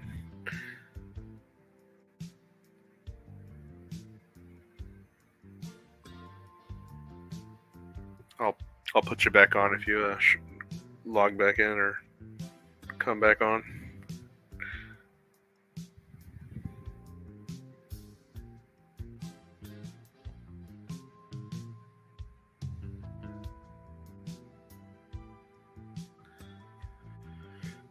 There you go. You got like a really choppy connection there. Yeah. You keep dropping out, man. It could be mine. It could be my connection too. So I think it's mine because we had a little bit of an issue earlier. I'll have to check my modem and my router and all that later here.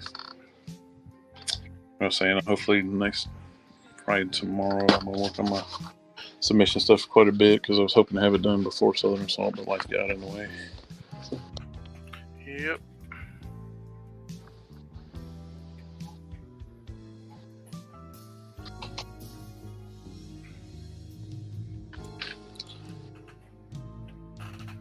Well, other guys I got in other states of painting. Yep. Yeah. Very nice. Very nice. I had to start blending on him.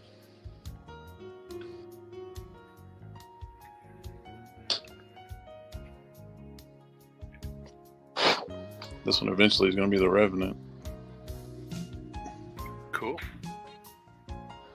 Very cool.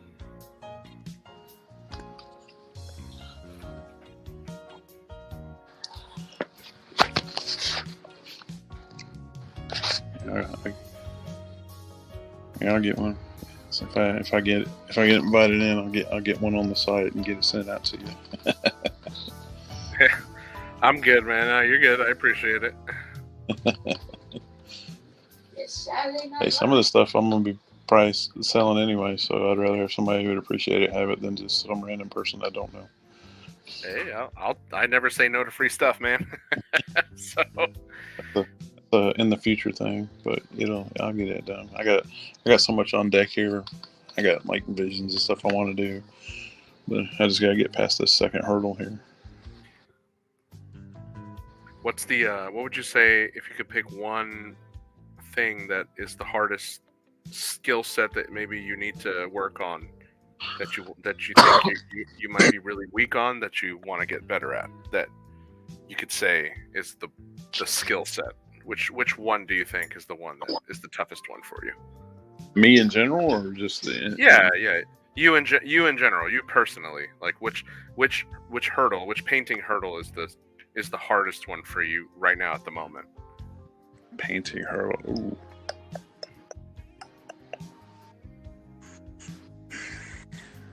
Ooh.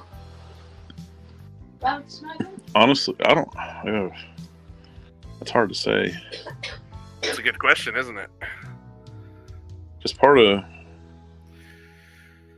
I wouldn't say is blending and all that. The last one I picked up was cockpit jeweling, but I got fairly decent at that. Pretty good. I mean, this one's probably one of the better ones. If you don't know how well y'all can see it. Yeah, it looks good. And then this one I was working on last night. Yeah. This is one. I don't know if you can see the little, the steady hand for the little shines on the windows there. That was aggravating.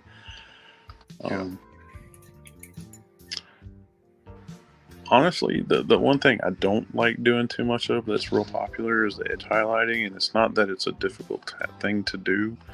Is I feel like it can be overdone. Yeah.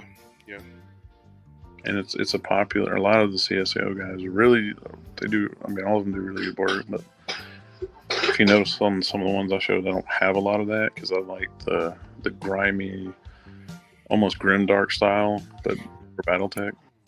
Yeah. Because my whole philosophy was that these are war machines that go out and get dirty and mucky and nasty. And the one, honestly, the one thing I'm working on right now is chipping. Yeah. I can see that. Like the chipping effects that like Arc like does, like a lot of his work. Yeah, I mean it's the process is not. I wouldn't say it's overtly difficult, but to make it look good, it can take a little work. Yeah, I agree with that, man. I think I would say that for me that I'm about the same there on that. Like I can do jeweling, I'm pretty confident with blending, and I know how to sort of get an idea of like light sources, but like scratches and like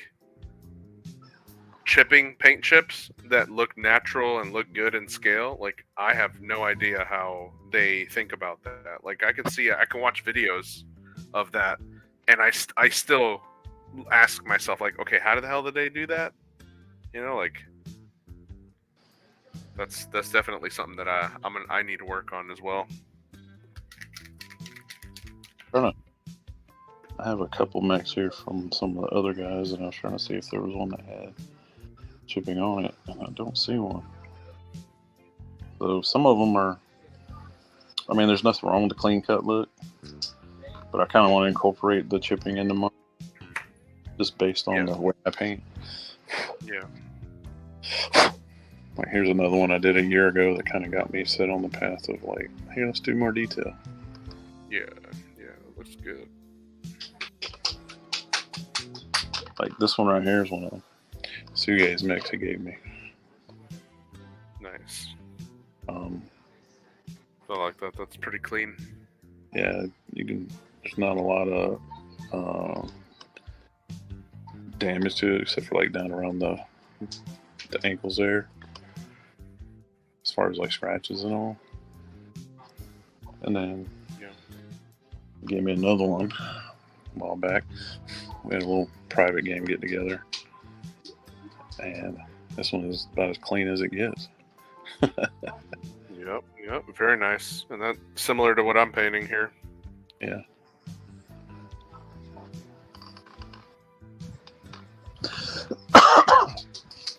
Here's one of the. Man, you've been coughing for like a month, man. You okay? Yeah, it's. I talked to him. It's just allergies. Just I don't. Still getting used to the state. No, it's all good. My son is also he's been suffering from like allergies or something too. He's been coughing like crazy all week. Yeah, But, this is one of the Bronze Keswick Wolves I played in Southern Assault last year, and when they were like, "Hey, do these few things here, and then you'll be on the right path." So that's what I started doing. is that one that you painted? Yeah, that's one I did. Nice, nice. Yeah, I like the fade from the dark green to light green there. Kind of looks like camouflage. Yeah, that's the way the thing reads. It's like a camo with like bronze brass details. Yep. And then I started going in a little bit on like the fading and colors on like this guy. Like and all that. I like how my Perseus looks like he's like he's laying down. He's like Actually, I got one of those too.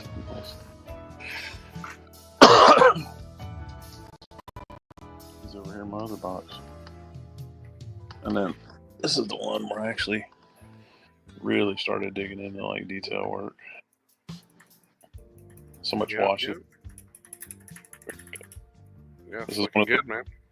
This is one of those I was sitting here late at night and I was like staring at it because I had based it like the OD color, and then I was like, I know exactly what I want to do to it, and I sat here and painted until like 3 a.m. and got that look out of it. Yeah, it looks good. There's an old school one that some people might get a little nostalgic over. Look at that tiny little something. Yep, little tarantula. I did one of those for a client at my store recently, or not too recently, but it was pretty good. They're so frail. Yeah. Now that was a nice oil wash right there, man. That shit just went into everything. I don't know if you're watching what I'm doing here, but yeah, I'm saying it. Yeah, it's like TBL Hobbies, man. Like he just nailed it with the like just doing these pin washes out of oil. And it just goes exactly where you want it to go, and you have complete control over it too. There's one I did about a year ago that ended up on the couple of the CGL pages just for the fan stuff. Oh, cool.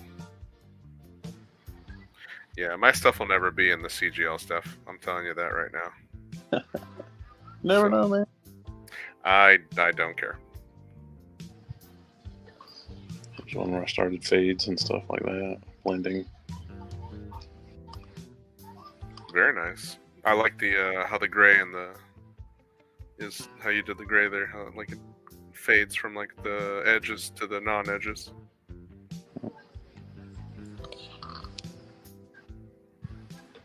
Actually use these on one of the battle reports on the Arm Painters page, YouTube site. Cool. My Jags against his can't remember if it was Swordsworn or what it was. I don't know. He outnumbered me like 2-1, and I still beat him. Skill issue. On his part. No, it was more of a quality over quantity thing. Yeah. Big boy ran up it to him. Yeah, I like the Warhawk. It's a good mech. Been trying to dig that one up on been playing Mech Warrior 5 a little bit. Yeah, I'm not buying that game yet. I gonna wait for the patches to come out and maybe for the game to be on sale or something, because it just I saw some of the reviews. Yeah, I don't know. I don't play too many video games anyway, so This is one I've been in a state of, I don't know. I kind of got an idea where I wanted to go with it, and I stopped. the Wymier, yeah. I did a competition paint job with one of those and got a little prize for it. There's another one of my wolf problem. Puma.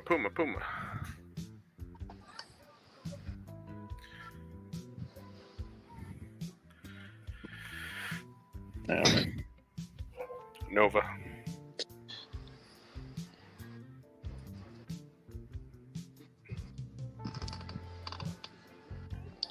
All kinds of stuff over here I'm working on off and on.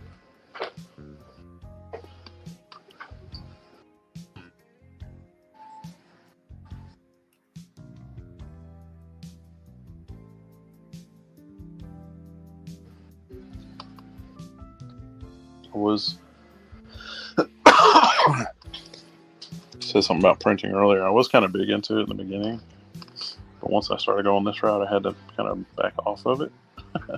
Why?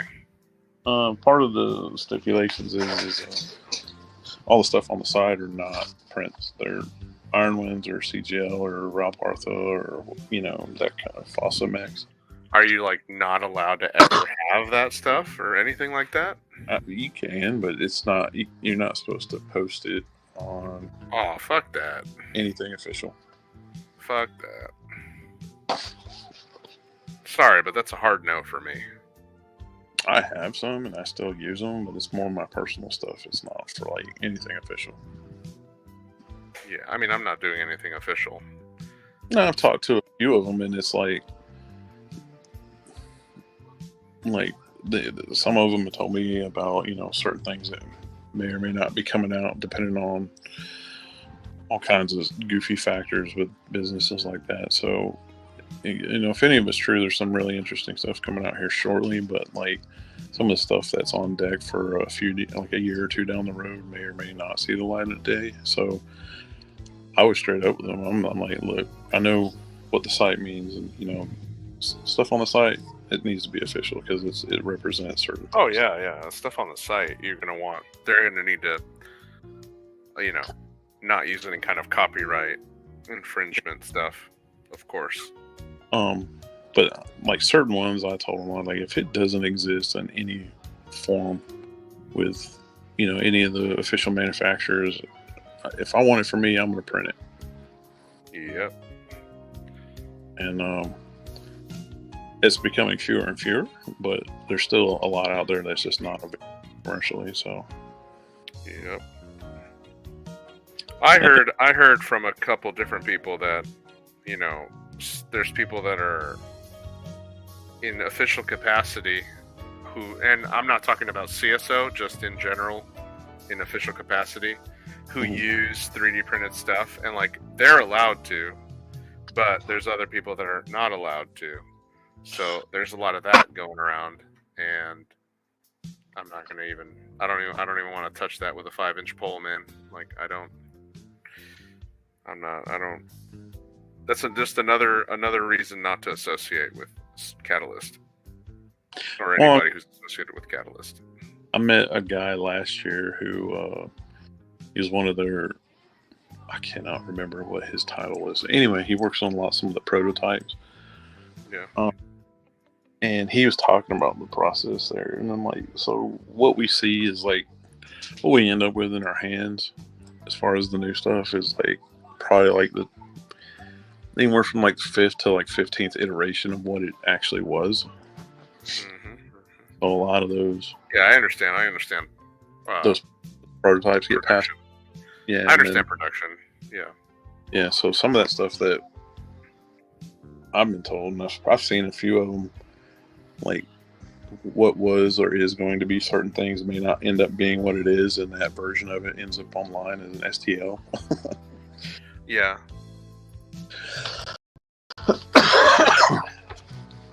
Yeah, like when I was working on my business degree, I took a lot of classes on production and distribution and like businesses, because I was trying to get a business major.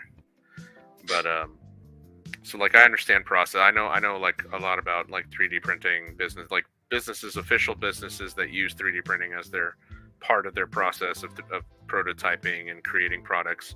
A lot of toy companies use it. Bandai uses it for their Gundam stuff. They make the master mold or the masters out of 3D printed models, and then they turn it into an injection molding press for their model kit production. So everything is done in 3D modeling, but then they make them into model kits that you can buy and put together and all that. So yeah, well, when I get with these guys, like one of them I know that ended up getting leaked was the Demolisher. Yeah. Like I've seen the STL that was leaked, and then what is actually in production today, and there's some differences, but there's not very many. It's almost identical. Yeah, I've seen some of that, some of those leaked 3D models. There's also guys that are just really good at doing 3D models, like Mortimer Bombito and like my buddy Brian Bunzai, and his stuff is really good, and he does it all from scratch. And he does a lot of the old FASA art mechs. He doesn't do the new stuff. He does like redos of the old stuff, but in better quality, like better detail, better scale, and it's pretty cool. And he gives them to me for free, so I don't have to pay for STLs. And then I have guys at my store that print stuff for me, and I either pay them with store credit or cash or whatever for the labor.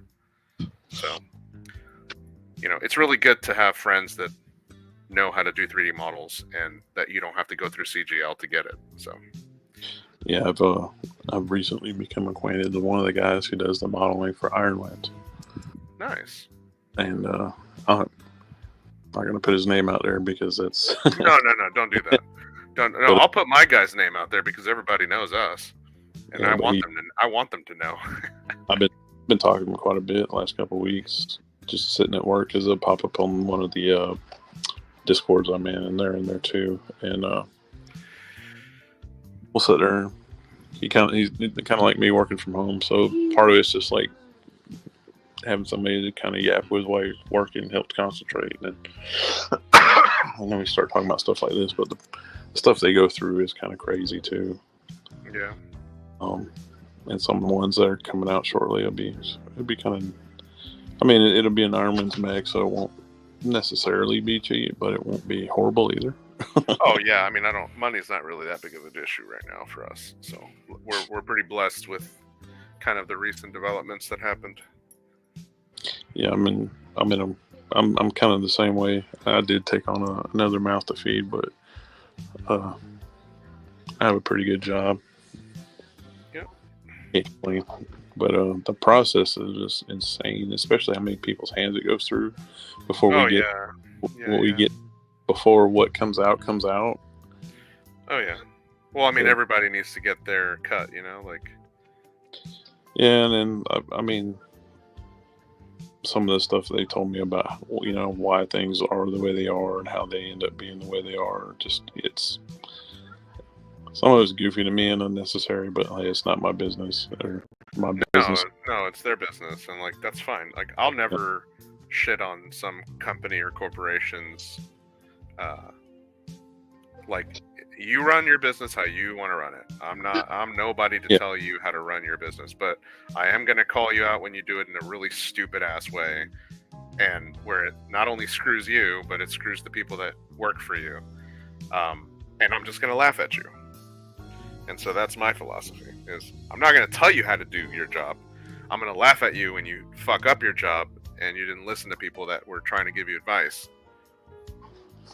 Yeah, I wouldn't do that because I don't do that business. I mean, I can see that, when somebody, you befriend these people, they say like, this is how it works. And you're like, okay, I see a better way to do it, but this is how it works for you and it makes you money. So go for it. Yeah. Well, I mean, what I'm saying is if it doesn't make you as much money as it could have made you, then that's something that should be said. But a lot of these people don't want to. They don't want to hear that. They think they're making so much money. CGL could have made a lot more if they hadn't made a lot of dumbass decisions.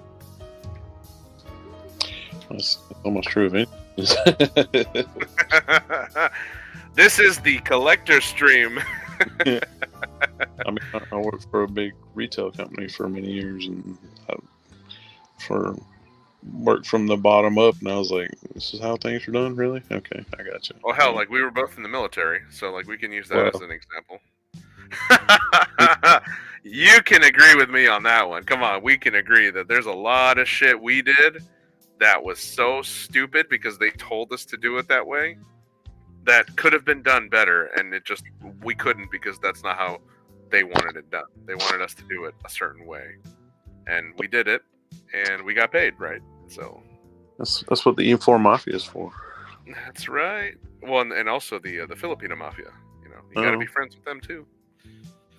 Well, we're different branches in the E4 Mafia. I don't know if you're familiar with the Fat Electrician, but he did a short on it. That's like completely true.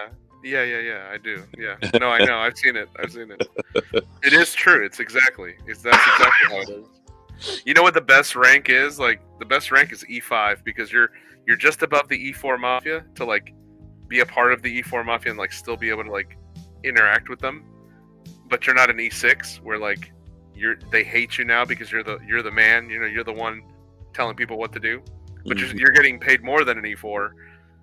So E5 is the greatest rank, at least in the Navy. I don't know how it is in the Army or the Marines or the Air Force. Or in the Army because you're the okay. Because once you get to the non-com stage, you're just below non-com. Okay. But you're not quite. The way he worded it was almost right. You're technically you've been in long enough to know your job and how to do your job and do it well, but you're not in a position of leadership. Yeah, that's E5 in the Navy because your E4 is still below, but then E5, like, you're given a little more responsibility, but you're not the guy. Like, you're not like the guy telling people what to do still. E6 is the guy, and then after E6 is when you become like a non-commissioned officer. Like, you become like a chief. You become a chief in the Navy. That's an E7, and then there you have to have like a congressional approval to be an E7. You don't need one to be an E5 or an E6.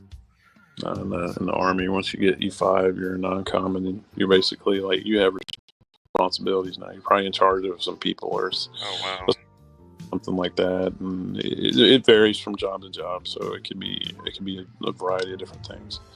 Yeah, I mean, like if you're in the Navy, like if you're in like also depends on the job too. But all the ones I did, E5s didn't mean shit if you were an E5.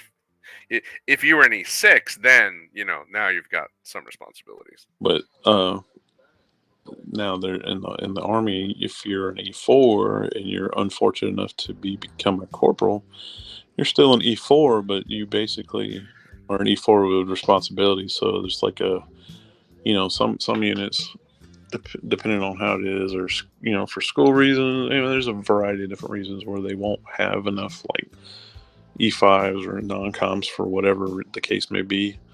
So they'll take E4s with P statuses and promote them to corporal until they can get their E5 status, and then they're basically they're kind of a non-com, but they're really not. So you're like an E4 with responsibilities, and you're probably in charge of people or places or things and stuff like that. And it's like you're basically getting E4 pay with E5 responsibilities.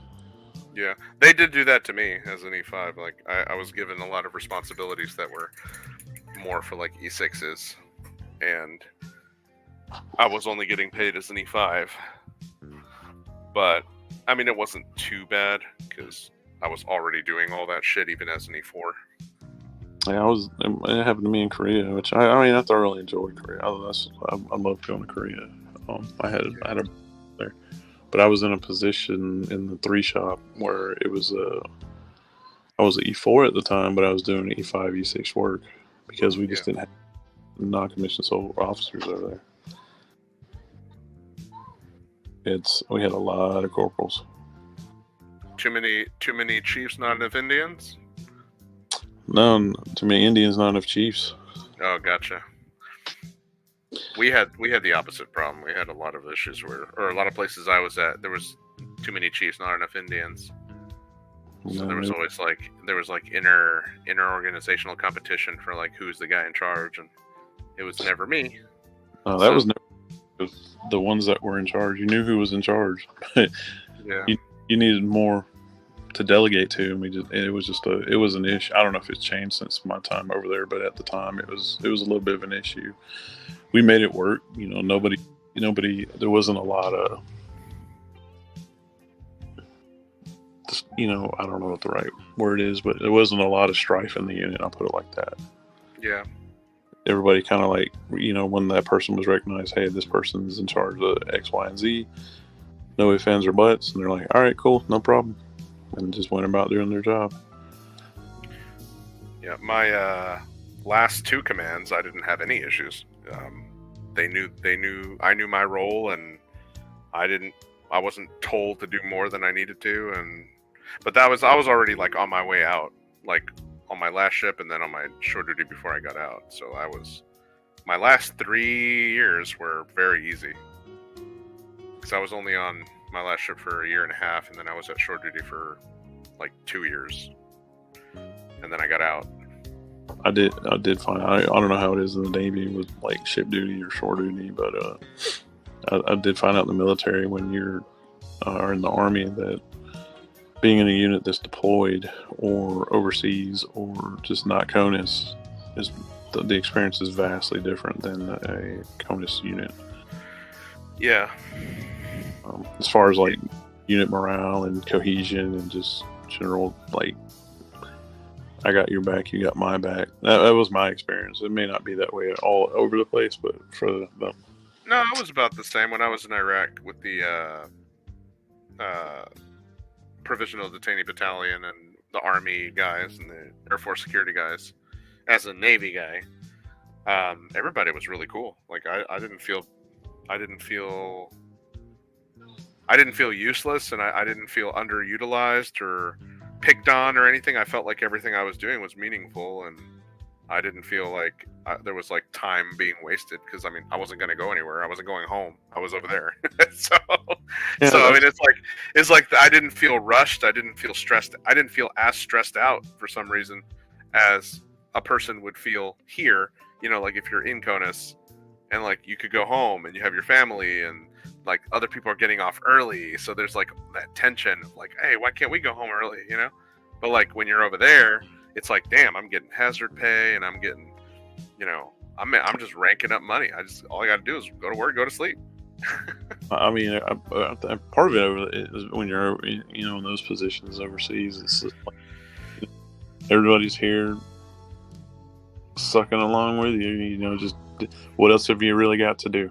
Exactly. It was a lot simpler being over there than it was at any point in time when I was here. But like even on the ships, when you're deployed, that it also kind of like you also get the same sort of feeling like when you were deployed in Iraq. Like you can't go home. Everybody's in the suck with you. You get into the routine, and it's a lot easier. Like you do your watch, and then you go eat, get sleep, or do whatever, and then you go back to work, and that's it. You just go back and forth, and it's easy. So deployments were easy. That wasn't the hard part.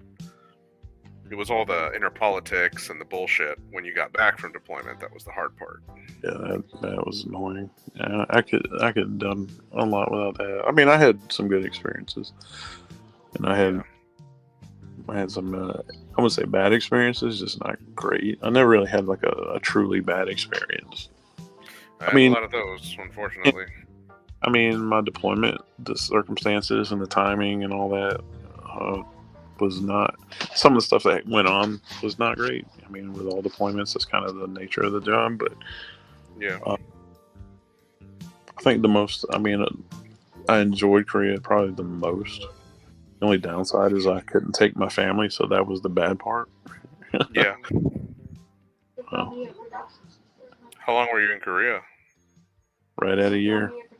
Oh, okay. That's not too bad. Yeah, if you go without, if you're like, I was married. Well, I've been married for a long time. um, if you go over there without your family, they're only going to send you for a year. But if you take your family, you're going to be there for like 2 years. Yeah. I've never been stationed overseas because my son had he was diagnosed with high functioning autism and he had to do therapy. And so in the Navy, I don't know how it is in the Army, but in the Navy, if you're a service member with a family member that has like some kind of autism or mental handicap or whatever, they don't let you get stationed overseas. So that was like a good thing and a bad thing, because it was a good thing because whenever the shitty duty came and they were like, we need a volunteer, to go here to the shitty ass place that nobody wants to go to. And they'd always look at me and go, hey, we got a guy right here. And it's like, nope, I'm EFMP. And there was one time where they were going to send people to, I think like Afghanistan to do some shit work. And I really wasn't feeling it. And like, I didn't like that command, but they were going to send me to a fucking shittier command over there. And I knew the command over there. And it was just like, you're the one Navy dude that's everyone's bitch. And they tried to make me go, and I showed them all the paperwork that, like I was EFMP, and they were all mad at me. They're like, oh, you fucking bastard, you try to get out of work. It's like, bitch, I did an IA already. I've been to a place worse than that. Go fuck yourself. Send somebody else. They didn't like that attitude that I gave them. They were just like, oh, you're just trying to get, it's like, fuck you. I got back problems. Go. Oh, but then they sent me to work with the mess. I was like, fine, you're not going to go over there. We're going to send you to the cooks. It's like, fuck you. I get to eat better.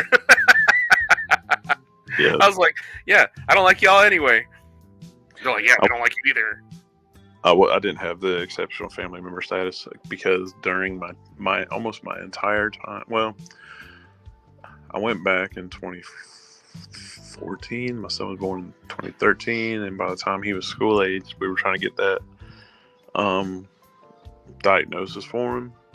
Yeah. And one of the downsides to doing that through the Army is like, if you're waiting on a referral, it could take a while. Yeah. And we didn't actually get his diagnosis. He's high functioning autism also, until after I got out of the military, unfortunately. But I got stuck on a bunch of like when I was stationed at what is it? It's Fort Eisenhower now. It was Fort Gordon at the time. I was a military police stationed with a military intelligence brigade because we were doing skiff duty, and I got sent. They wanted to send an MP with the interpreters and the interrogators to San Antonio to do some training because they were getting ready to get deployed. I think that's what it was. Or, I don't know if it was just regular training. I think they were getting ready to go sent overseas. Anyway, Yeah, so probably, yeah.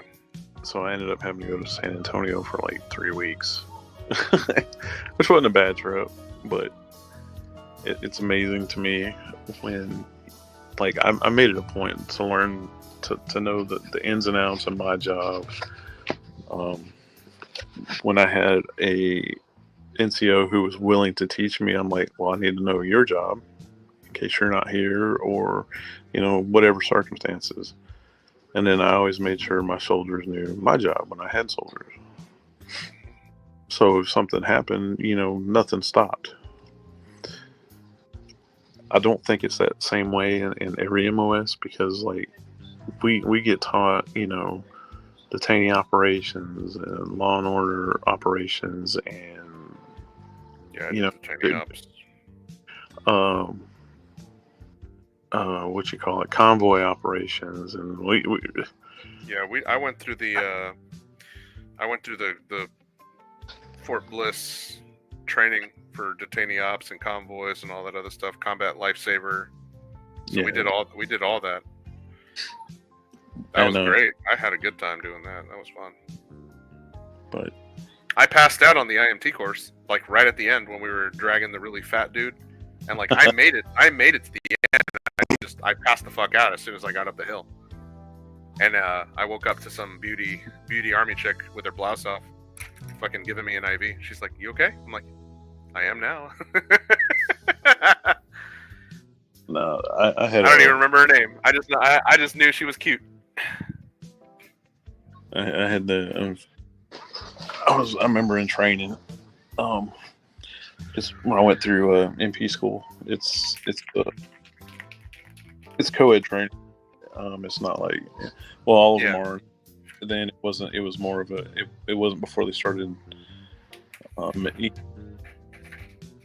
gender mixing on like almost every MOS. It wasn't happening at the time.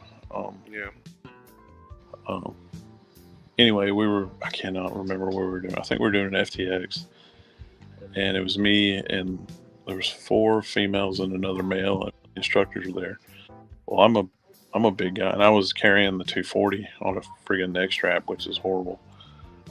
And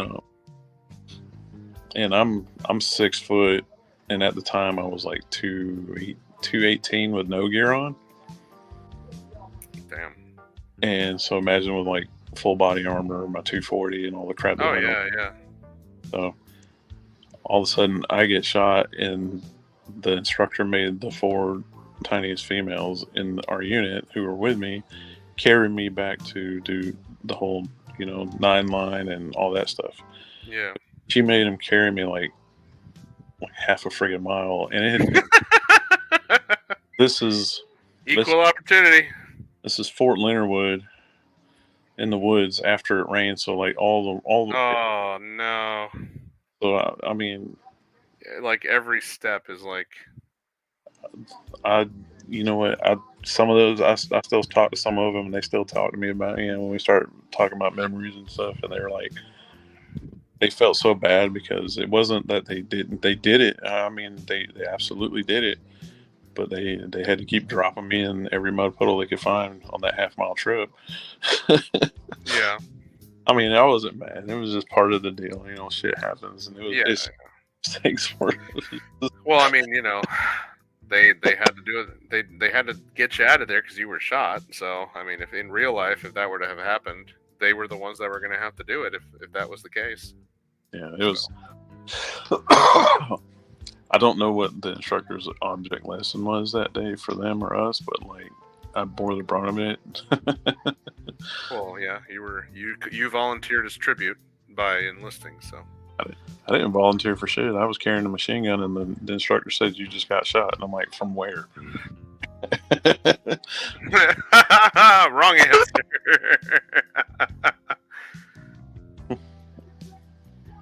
I did get them back though. They made me the fob that our little training fob we were on. We had some Marine Op 4 out there, and one of the other instructors was trying to get them to attack one of the lines in the fence that we found. That they would simulate attacks through in different sections of it. It was all over the place. It's C-wire out front, the CPs and all that stuff. And then we had towers, and they put me in charge of the QRF. And one of the towers goes, "I think I see somebody, so far out on this side of the perimeter." And I go, "Okay."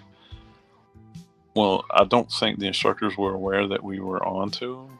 So when I got there's QRF, I got put in charge of like the whole thing. So I called in all my other guys that were on the other side. I said, "Come this side," because I seen what they saw. And I told the guy in the tower to not acknowledge them, just like pretend you don't see them. Like you're looking around. So by the time that Marine platoon attacked that side of the fence, I had about 13, 14 guys already set up on the line. And as soon as they got within, I don't know, yards to like 30 yards, I just had the whole line open up on them, and all you could hear is their miles gear just going off from like 30 minutes straight while they were trying to smoke the whole platoon before they got even within like, they were supposed to be able to get inside of it. They didn't even get within like 10 yards of it. Get fucked. It was like, drop me in the mud. Mm-hmm. I wasn't in charge of the QRF after that anymore.